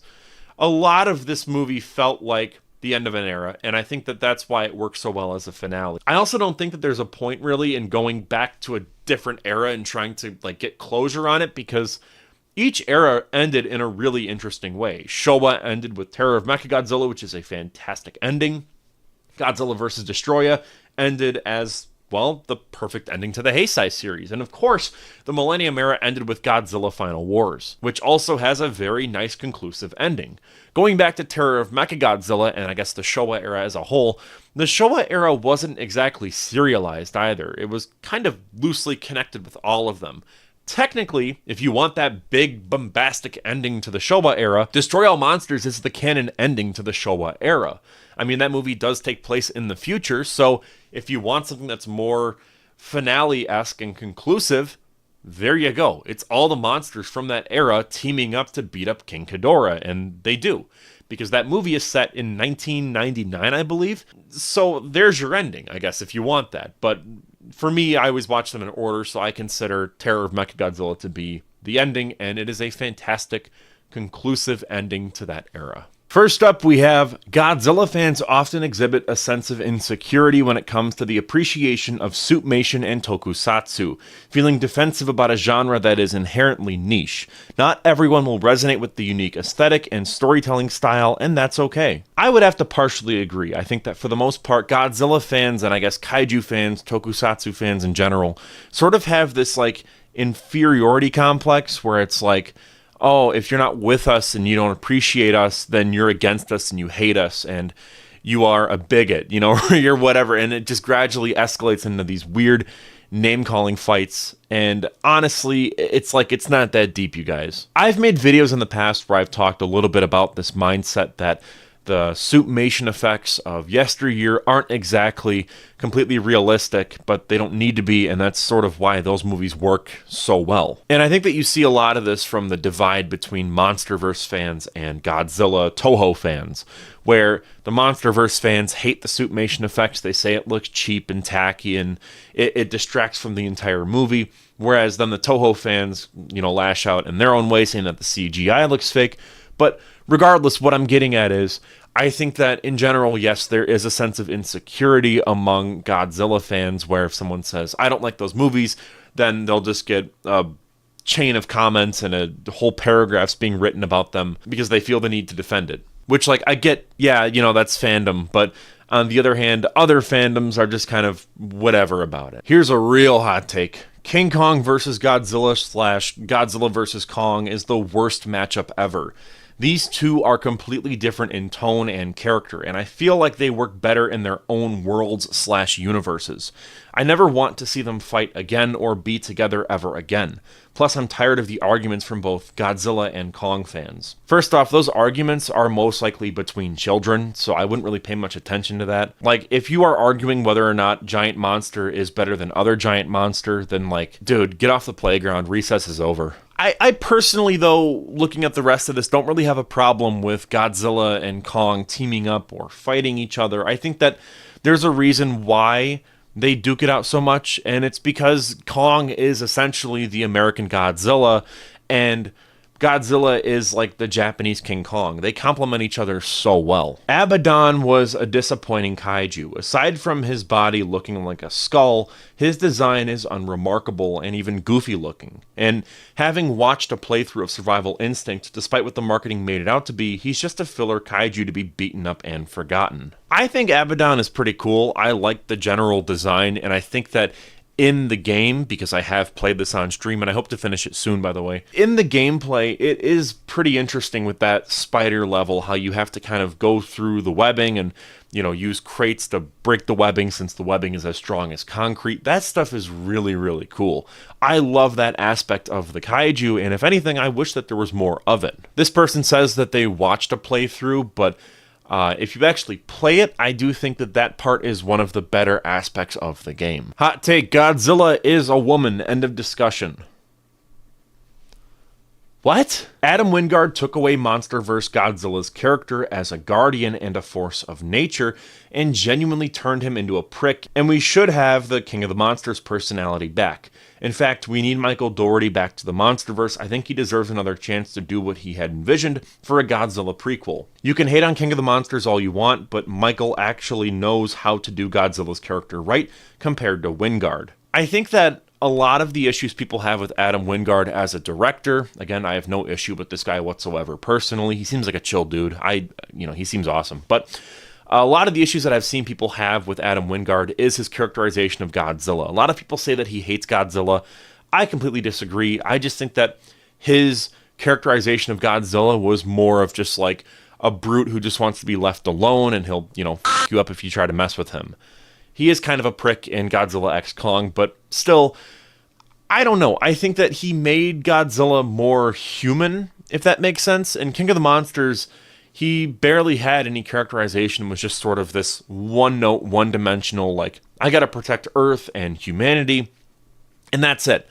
And I feel like with Adam Wingard, he added more dimension to Godzilla. And, my issues with Adam Wingard as a director with these movies definitely lean more towards his sense of scale. I think that it's, it pales in comparison to the other MonsterVerse movies, but that's not related to this hot take. So I have to say I disagree completely. Kamacuras, or Kamacuras, and Kamanga are the worst kaiju. Yeah, I think other than like Giant Condor and, like some of those like the giant octopus from King Kong versus Godzilla, Kamanga and Kamacuras are pretty boring. They're just giant bugs, and that's it. It's very one note and unoriginal. I do like, though, with Kamanga, the Final Wars design where it's black with these like yellow stripes. I think that's very visually appealing to look at, and I really dig that. But yeah, otherwise, they're very boring kaiju. I think Godzilla fans and movie writers are stuck in the past when it comes to Godzilla films,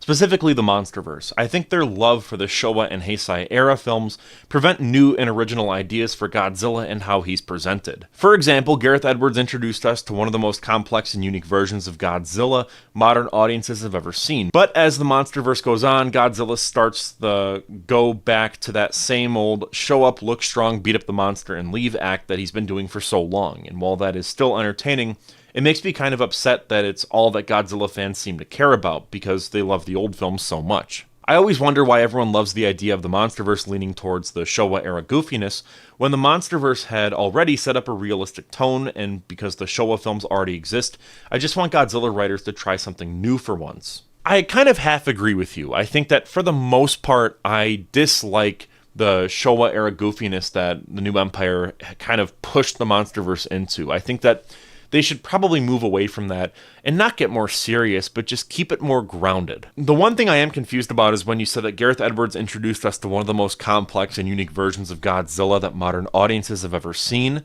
I disagree. I mean, in that movie, Godzilla quite literally shows up, looks strong, beats up the Mutos, and then leaves into the ocean. And yet you claim that that's not really what Godzilla did in that movie. So hard disagree on that specific point because that is what Godzilla 2014 does. That's the movie. But I think if you look past America, I do think that for the most part, Godzilla writers and filmmakers are stuck in the same sort of retreading of, ideas that we've seen being done a million times. I mean, Godzilla Minus One, as phenomenal as it is just a remake of Godzilla 1954. Looking even further back, you claim that the Heisei era was more creative, but let's be honest here. Most of the Heisei movies are just retreads of the Showa era. My video about all the scrapped movies from the Heisei era were basically put forward by very creative people, only for Toho to then step in and say, no. We're going to do Godzilla vs. King Ghidorah instead of this movie that's wildly out there. Or instead of doing Godzilla vs. Berserk, we're going to do Godzilla vs. Mechagodzilla 2. I feel like those attitudes have pretty much existed throughout the entire history of the franchise, even in the Showa era. Specifically the later Showa era, but still. GMK needs a legacy sequel directed and written by Takashi Yamazaki and Shinsuke Kaneko. I don't think that movie really needs a sequel or a legacy sequel. I think it's fine just as is.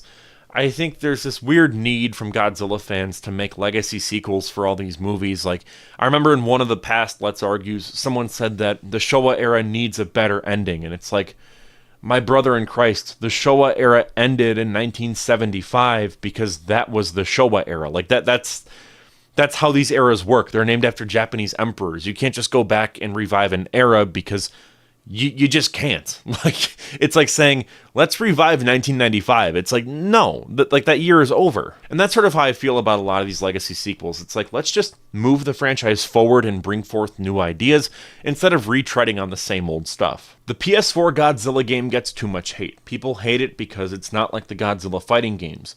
That's the point. It's a Godzilla movie simulator or mindless destruction game like Rampage. Well, you are right in saying that it's a mindless destruction game because, yeah, it's mind-numbingly boring. It's one of the most repetitive games that I've ever played, and frankly, after I spent hours and hours and hours playing it for my retrospective here on the channel, I never want to pick it up ever again. Honest to God, you could not pay me to play that game again. I would rather get waterboarded than play Godzilla PS4 again. Like, genuinely, it hurts my brain even thinking about it because the game is just so repetitive. It's destroy 3 generators, maybe fight a monster, move on to the next level, rinse and repeat. That is the entire game. And frankly, you say it's like the movies, but I don't really remember there being any generators in Godzilla movies that look like that. So, hard disagree. It deserves the hate that it gets. Varan should return, and I would argue that Varan should have been one of the 5 main monsters instead of Mechagodzilla. What has Varan done, actually, to justify that? Honest question, because here's what Varan has done in the films, and I'm only talking about the films here. He was in Varan the Unbelievable. It's horrifically bad. I'll make a video on it soon. And he showed up for a few seconds in Destroy All Monsters. That's it. Varan has done nothing to justify being one of the 5 main monsters. If anything, Anguirus deserves that mantle more than Varan ever would. Mechagodzilla, on the other hand, was part of the, sort of duology in the Showa era with Godzilla vs. Mechagodzilla and Terror of Mechagodzilla.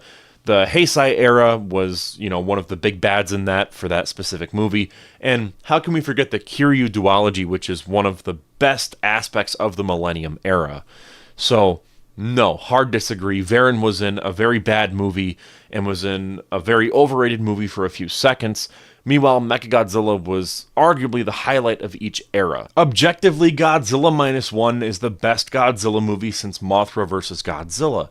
And given how the next Toho Godzilla film will be helmed by Takashi Yamazaki, I suspect that there is a possibility that it will receive acclaim regardless of if it is the anticipated sequel or set in a separate universe. I think that for the most part, Godzilla Minus One is in fact one of the best Godzilla movies. It's my personal favorite Godzilla movie ever made.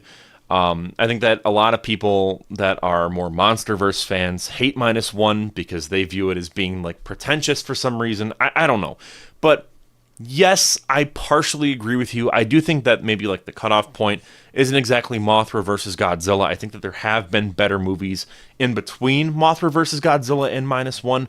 For example, Godzilla vs. Destroya, Return of Godzilla, and GMK are all phenomenal movies that are as good, if not better, than Mothra vs. Godzilla. So, hard disagree. Hot take, having Tiamat in Kong Survivor Instincts saved the entire MonsterVerse, not just with the lore, but the franchise. How, you ask? First of all, fans really didn't like how they handle her Tiamat in Godzilla x Kong because of her lack of past abilities and personality. So Tiamat being in KSI is extremely satisfying for them. And Tiamat just showed in KSI that she has a daughter. That means we have actually not seen all of Tiamat in the MonsterVerse. That's a relief. Tiamat has no impact on the MonsterVerse whatsoever. This is a plain fact. Tiamat could have been removed from Godzilla x Kong and it would not have affected the film whatsoever. You could sub in pretty much any monster for that scene and it would have worked. I feel like 90% of people that have seen Godzilla x Kong have no clue what Tiamat even is and why Tiamat matters, and that's because Tiamat really doesn't matter. I think that a lot of people are too attached to this monster. It is not an interesting monster whatsoever. It's a ripoff of Manda, and it has an overall worse design. So I don't get this love for Tiamat. I really don't. Feel free to flame me in the comments, but you're all wrong, and I refuse to acknowledge that, your opinion is even valid, because it's not. I think if you asked general audiences, like, hey, are you happy that Tiamat is coming back to the MonsterVerse? They would look at you like you were a schizophrenic person. So, yeah, hard pass, hard disagree. Tiamat is a terrible character, terrible monster. Godzilla King of the Monsters is the current best MonsterVerse film. Yes, I think that it is up there with Kong Skull Island. Those are the two where I would say that those are like the top two for sure. I mean, like, they can duke it out amongst each other. In my mind, I think that King of the Monsters is slightly better. It edges that out. But yeah, I think my ranking would probably go King of the Monsters, Skull Island, Godzilla 2014, Godzilla vs. Kong, and then Godzilla x Kong. That's sort of where it goes. It's been getting progressively worse since Godzilla King of the Monsters, but whatever. Titanosaurus is a tremendously underrated kaiju with an extremely well-made design and lore. And got what? A single movie? It's just sad. Titanosaurus is one of the most creative kaijus in all of Godzilla history. The roar is phenomenal. It is borderline annoying, but equally as terrifying. I would love to imagine a modernized take of that monster and how that cackling roar would sound from miles and miles away. It's horrifying and I love it. But yes, it is a tragic monster. It really is. It just wants to exist and be solitary and live by itself, but is forced and essentially tortured by the bad guys in Terror of Mechagodzilla to go and wreak havoc. It's a wonderfully tragic monster that parallels with Katsura's tragic existence as well. Invasion of the Astro Monster is easily the best alien invasion Godzilla film. It has one of the best cast of characters in a Godzilla film and some of the best special effects of the Showa era.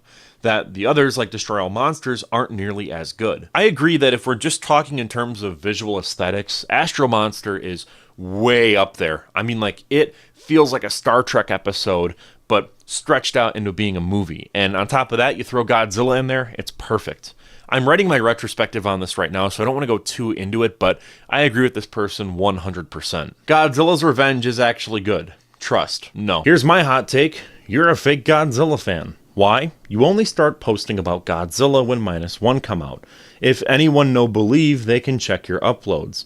Also, Godzilla x Kong not even in your top 10 movies of year. Kinda weird for someone who say they big Godzilla fan. Plus, like Ebra Horror of the Deep and you post too many videos about non-Godzilla stuff. This is a weird attitude that I've been seeing a lot of in the Godzilla community, not just towards me, but towards channels like Dangerville, where it's like, they're obviously a Godzilla fan. The idea that I just now started posting about Godzilla because of -1 is insane. On this channel alone, I posted several videos before -1 came out that were about Godzilla. And on top of that too, when I was in middle school, I was posting Godzilla reviews on my very old channel that I refuse to talk about here. Godzilla vs. King Kong is a very, I guess you could say, Godzilla movie. It's also very fun to watch if you take all logic and reason and throw it out the door. I even used to make clickbait videos where it's here's leaked screenshots of a concept art from Godzilla King of the Monsters before that movie even came out. I've been a lifelong Godzilla fan, and I'm not going to try and prove that to people because I don't need to. You can disagree with my opinions all you want, but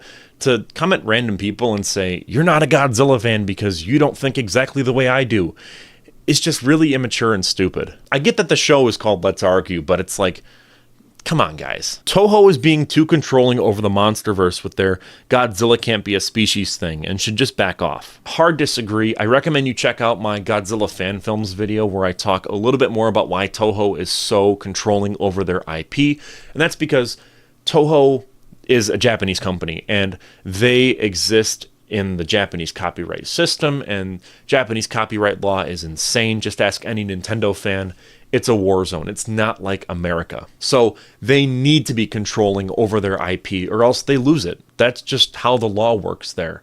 So everything that they do, while you may disagree with it, has a valid reason, and I agree with what they have to do to keep the IP. It's also their IP in the first place, and I think that they're allowed to do whatever they want with it.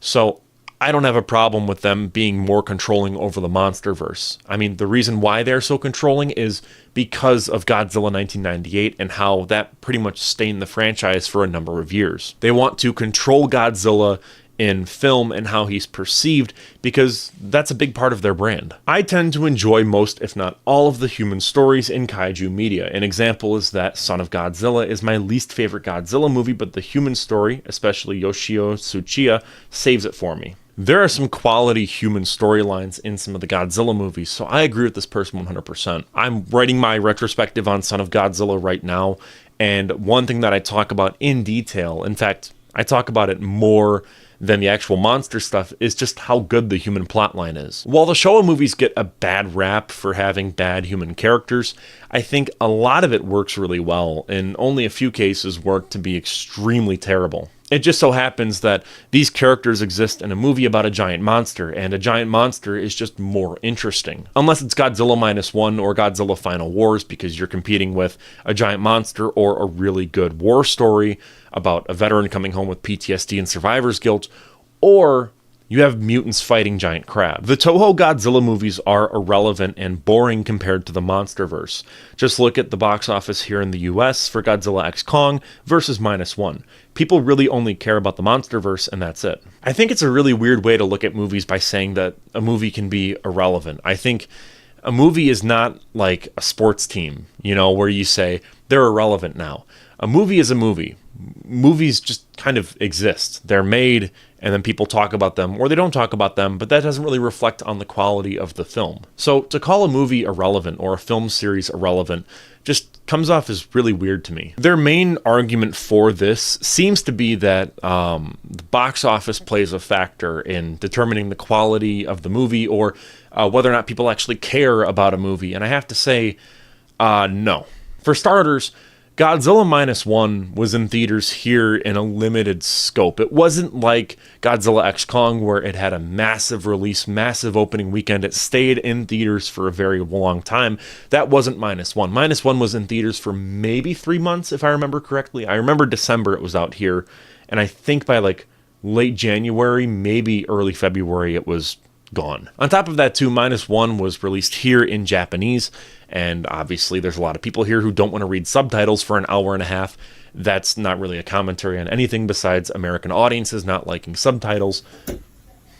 Bird just hit the window, holy shit. But I think it's disingenuous to say that people only care about the MonsterVerse, because that's just flat out not true. Just go to G-Fest and you will see a lot of love for the Toho movies, arguably more love for the Toho movies than the MonsterVerse. Godzilla -1 did damage to the community, kinda. Mainly because of all the BS video essays that came out after the movie's release just clowning on the MonsterVerse. They also keep using the same dumb reasons as well. So yeah, -1 did damage to the Godzilla fandom. Don't get me wrong, -1 is amazing, but in my opinion, this is what I think. I disagree. A lot of the video essays that this person mentions were not made by Godzilla fans. The biggest video on this channel is me calling out one of those video essays that did this exact same thing. And that's because this person was not a Godzilla fan. They outright lied in their videos about Godzilla and tried to gatekeep Godzilla fans as well, despite not being one themselves. And the support around my video was pretty much unanimous. So I disagree in saying that Godzilla -1 ruined the fandom because of the reaction to it. I think if anything, it united it. Monsterverse fight scenes are not as rewatchable as Toho fights. No real desire to see them after first view because there's no randomness to them. Like in Godzilla vs. Biollante, you can see the real water dripping from Godzilla's fangs. Everything is planned. Here's the thing, I kind of agree and I kind of disagree. On one hand, I see what you're talking about. My eyes sort of just glaze over when I watch the fight scenes in Godzilla x Kong: The New Empire. Like, it is just a CGI fest, it's muddled, and it looks god-awful. It's just constant zzzz noise the whole time. There's no real ups and downs and hills and valleys with the fight scenes. They're not dynamic. But then I think about Godzilla 2014.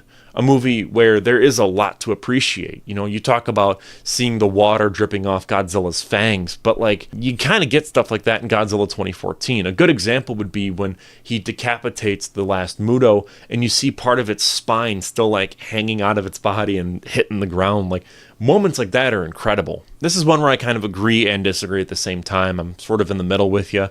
Yes, there are a lot of bad Godzilla fight scenes in the Monsterverse, but for an entirely different reason, there are bad Godzilla fight scenes in the Toho, Showa, Heisei, and Millennium movies as well. Godzilla 2014's criticisms of being hard to see only applies to the first Blu-ray transfer and streaming services which use that transfer. If you think the film was still too dark in the initial theatrical release or the 4K UHD release, then you just have poor eyesight. I completely agree.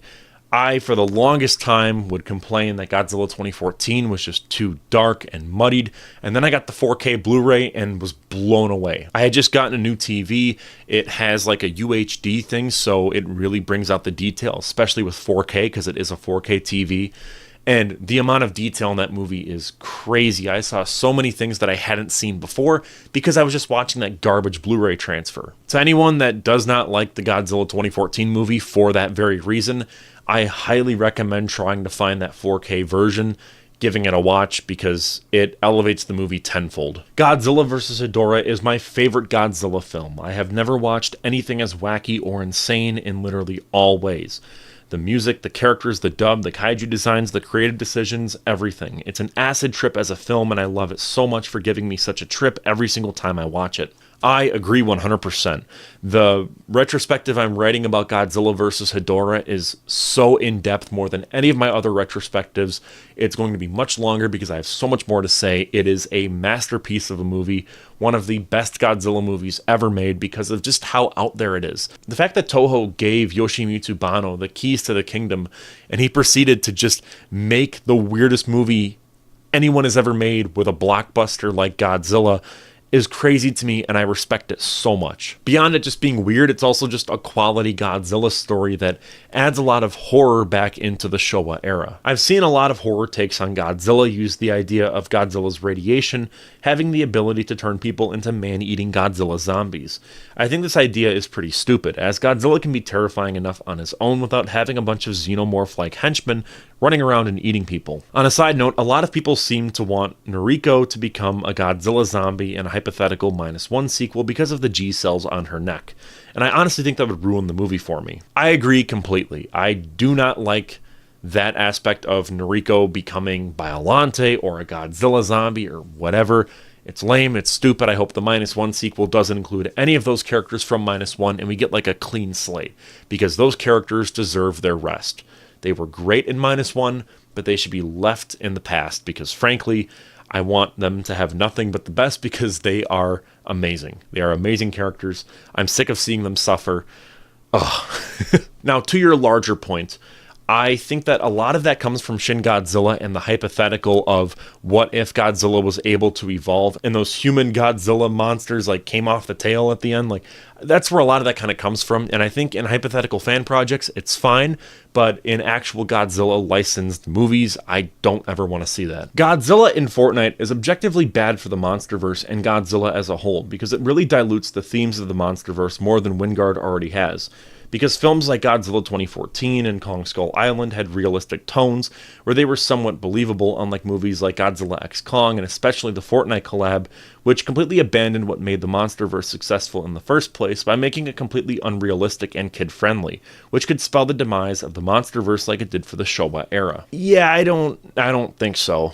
I think that a Fortnite collab is not the end of the world for Godzilla. If you can have Michael Myers in Fortnite, then you can have Godzilla in Fortnite, and it won't ruin the impact of any Halloween movies or Godzilla movies. I do think, though, that you bring up a very interesting point at the end there, where you talk about how the MonsterVerse is slowly becoming more kid-friendly, which is what the Showa movies did, and that ultimately led to their downfall. And I think that's actually a really interesting point that I hadn't really thought of before. A lot of people do compare the MonsterVerse to the Showa era, how it started out more serious in tone and then gradually gets more goofy. But considering it from that angle, and you consider where the Showa movies ended, yeah, that is very concerning. Granted, at that point it's just speculation, because Godzilla x Kong performed very well at the box office despite its not so good quality. So it's going to be interesting to see kind of where it goes from here, but that's all speculation at this point. Godzilla x Kong actually had really good VFX. Sure, it was hit or miss, but so was -1, and it's weird how more critical there are of one and not the other. But what also makes VFX good isn't just the look, but animation, movement, detail, expressions, fight scenes, environments, effects for water, and such. Godzilla x Kong also did an amazing job with making Hollow Earth alive and the visual storytelling being amazing. I mean, the CGI in Godzilla x Kong is not the worst thing in the world. I think a lot of it's hampered by the weird camera effects that they use in that movie, where they add this like vignette to it and they try to make it look all kind of like retro and 60s. It just kind of comes off as looking like a video game with chromatic aberration. I think that -1 had a reason to be hit or miss with its special effects, and that's because it had a $15 million budget.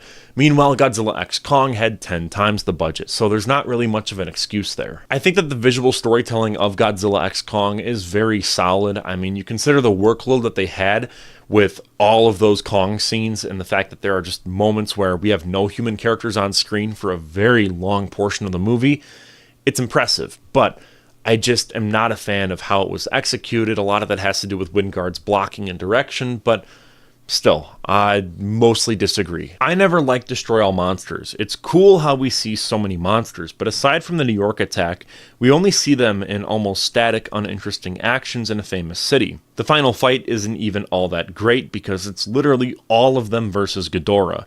Not exactly a hard final round to beat, and the humans and their plot is the least interesting in the franchise. No one's character is written to be charismatic like other Godzilla films of the Showa era. I think it's one of the most boring of the franchise, to be honest. I agree completely. I think that Destroy All Monsters is one of the most overrated Godzilla movies in the entire series for those very reasons that you mentioned. Yes, there are a ton of monsters in the movie, and that's great to see, but like, these are all static shots. Like, here's Varen. Great, we never see him again. Like, that shouldn't really count as a legitimate monster appearance if he's not participating in any of the action. The human plotline is god-awful, and these are the least interesting aliens in, like, any Godzilla movie ever. The final battle, while fun to look at, because it is a very interesting battle considering it's just everyone ganging up on King Ghidorah, still just feels tensionless, because it's like, well, yeah, of course 30 monsters are going to stomp Ghidorah into the ground. Like, it's not even a fair fight. So I agree completely with this person. We don't watch kaiju movies for the story. We can all agree on that. However, that doesn't excuse the abysmal quality of the MonsterVerse's human-driven plots, which take up roughly 70% of the movie. I mean, sure, I don't think that we can all agree on that, because frankly, I love a lot of the human storylines in kaiju movies. I think that when they are executed well, it amplifies the kaiju action tenfold and makes it way more meaningful. However, yes, a lot of the MonsterVerse has really, really bad human plot lines, so I do agree with you. I wish that there was more focus on Godzilla in those movies, because they certainly have the budget to do so. Godzilla -1 isn't the best film. While it's a good film, to me, it's just another Godzilla film. Plus, the title makes no sense. When I first watched it, I thought the main character was going to die when he crashed the plane, and die while everyone else in that attack survives, hence the name. Yeah, that's a complete misunderstanding of what -1 means. -1 refers to Japan being at 0 after World War II, because they were bombed twice, and so they're at 0. They have nothing. And Godzilla appears and terrorizes them, so that brings them down to -1.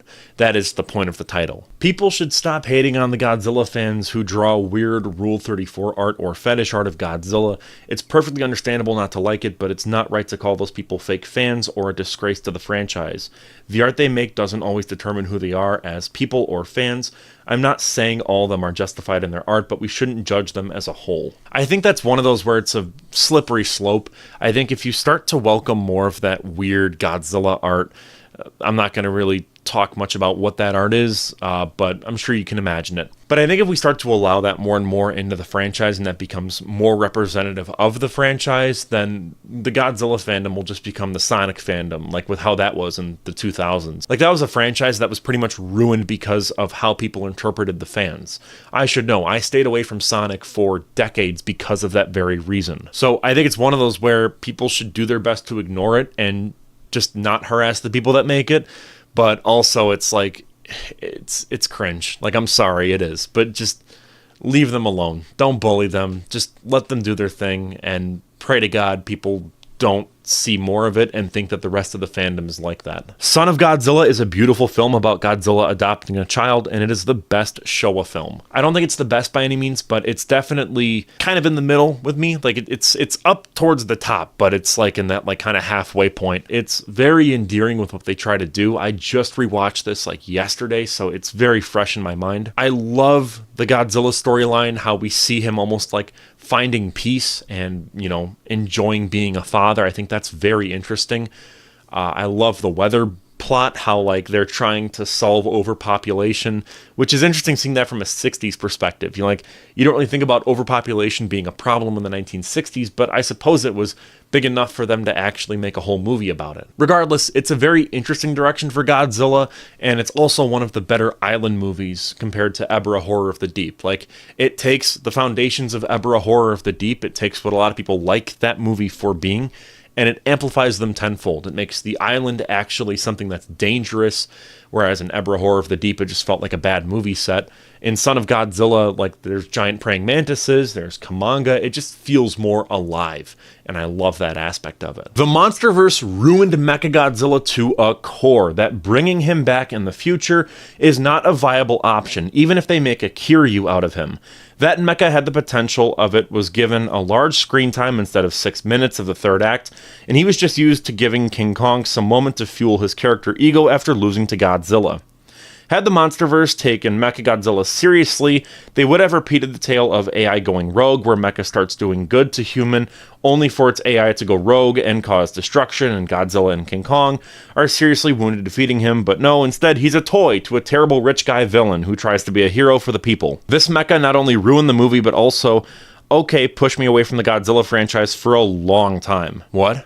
Like, I don't think it's that big of a deal. I don't think that the MonsterVerse ruined Mechagodzilla, as this is just one iteration of a lot of iterations of the character. I'm okay with how they used Mechagodzilla. It's not that big of a deal since, I mean, he doesn't just show up in the last 5 minutes. We do see him earlier in the movie as he rips that Skullcrawler in half with his, like, laser. Like, he's been kind of built up towards throughout the entire movie, and arguably that's what the entire movie is about. Like, remember when Godzilla destroys Pensacola?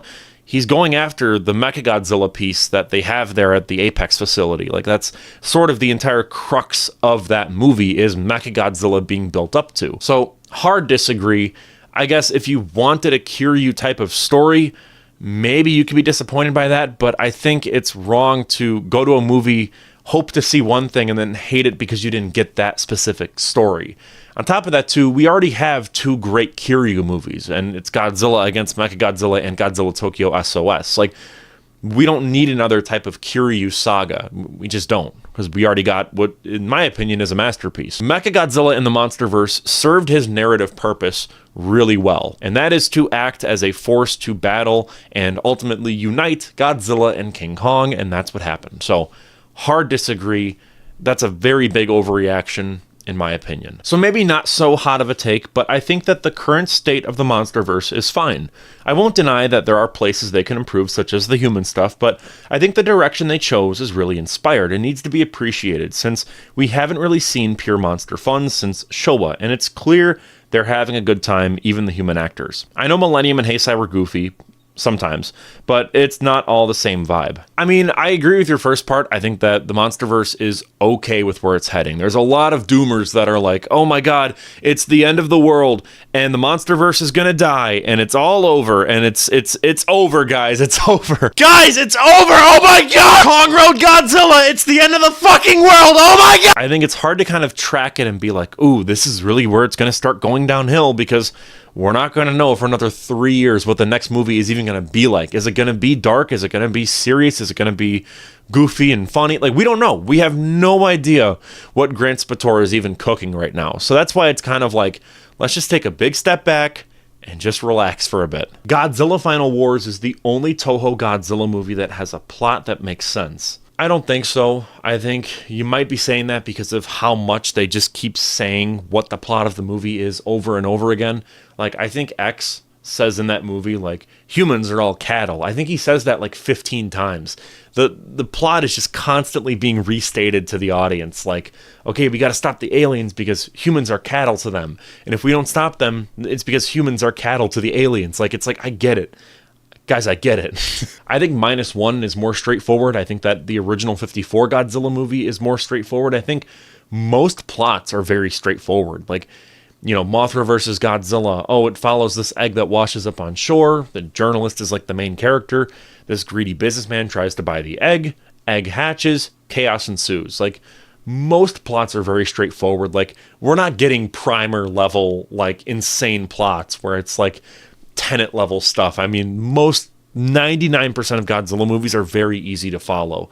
So much so that, like, the Showa ones were outright made for kids later down the road. Like, you're telling me that Godzilla's Revenge doesn't make sense and isn't easy to follow? There needs to be another Cloverfield figure. I agree. The fact they only made one Cloverfield figure and it was like a rare collector's item, I get why they did it, because money, but like, you can make more money if you print more of the thing. And so, come on, let's see a Bandai Movie Monster series Clover. Like, that'd be sick. I think everyone wants that. Since you're using a capture from that movie, the community post used a picture of Godzilla 1967, I think Son of Godzilla would have been less hated if it wasn't for the weird Godzilla suit used in the movie. My proof? The reshot and newly shot sequences with Minya and the Destroy All Monsters suit in Godzilla's Revenge are held up as that movie's high points. If Godzilla looked more normal in Son of Godzilla, I think people would have taken to Minya more quickly. Maybe. I think a lot of it just has to do with the fact that it's such a huge detour for Godzilla, where it's like, you know, he was just fighting a, you know, three-headed dragon from space, and it's like, now he's a dad. Like, it's, I get how that was kind of like a bit of a 180 for a lot of people, that it's not really their thing. I get that. The suit is bad, though. That is one of the worst suits. I think it actually, I'm going to say it, it's the worst suit in the series. The design for Godzilla 1973 through 1975 is the best Godzilla design for the Showa era. His appearance shows anger to scare away threats and evil, and at the same time, he looks kind to make people safe. Yeah, I see where you're coming from. My personal favorite is 1968 Godzilla, the one from Destroy All Monsters all the way up until, I think, Godzilla vs. Gigan. I love how that suit looks. I love how he almost looks kind of like a bulldog in a way. It really, really works with that same kind of vibe that you're talking about, where he looks threatening enough to fight monsters, but he still looks kind of kid-friendly and, you know, like, generally safe to be around. I think both really kind of help in that regard. I like 68 just a little bit more than 73, but to each their own. I think 73 to 75 is like that close, kind of like second for me, especially in the Showa era. Godzilla Final Wars had one of the best suits in the series because of how vicious Godzilla looks. It exudes this fierce predatory energy with the menacing teeth, the piercing eyes. It truly makes him look like an apex predator. I agree. I love how slim it looks. I love just how it really feels like he could actually fight these monsters, and he's built for it. I think what I like the most are like the little like cat ears and like the fangs. I like how cat-like it looks. It really helps with that apex predator vibe that they're trying to put off. I agree 100%. The Millennium era Toho films, Godzilla 2000 to Godzilla Final Wars, all stand well on their own, and the Millennium era in general is extremely underrated. I think a lot of that underratedness kind of comes from the fact that It's not as interconnected as the Heisei era, which a lot of people really loved. And so they kind of write it off since, the Kiryu stuff is all in its own continuity. GMK is kind of in its own continuity with 98 being thrown in there and a couple others. And 2000 and Mega Gearus kind of appear at first to be connected, but they're actually not.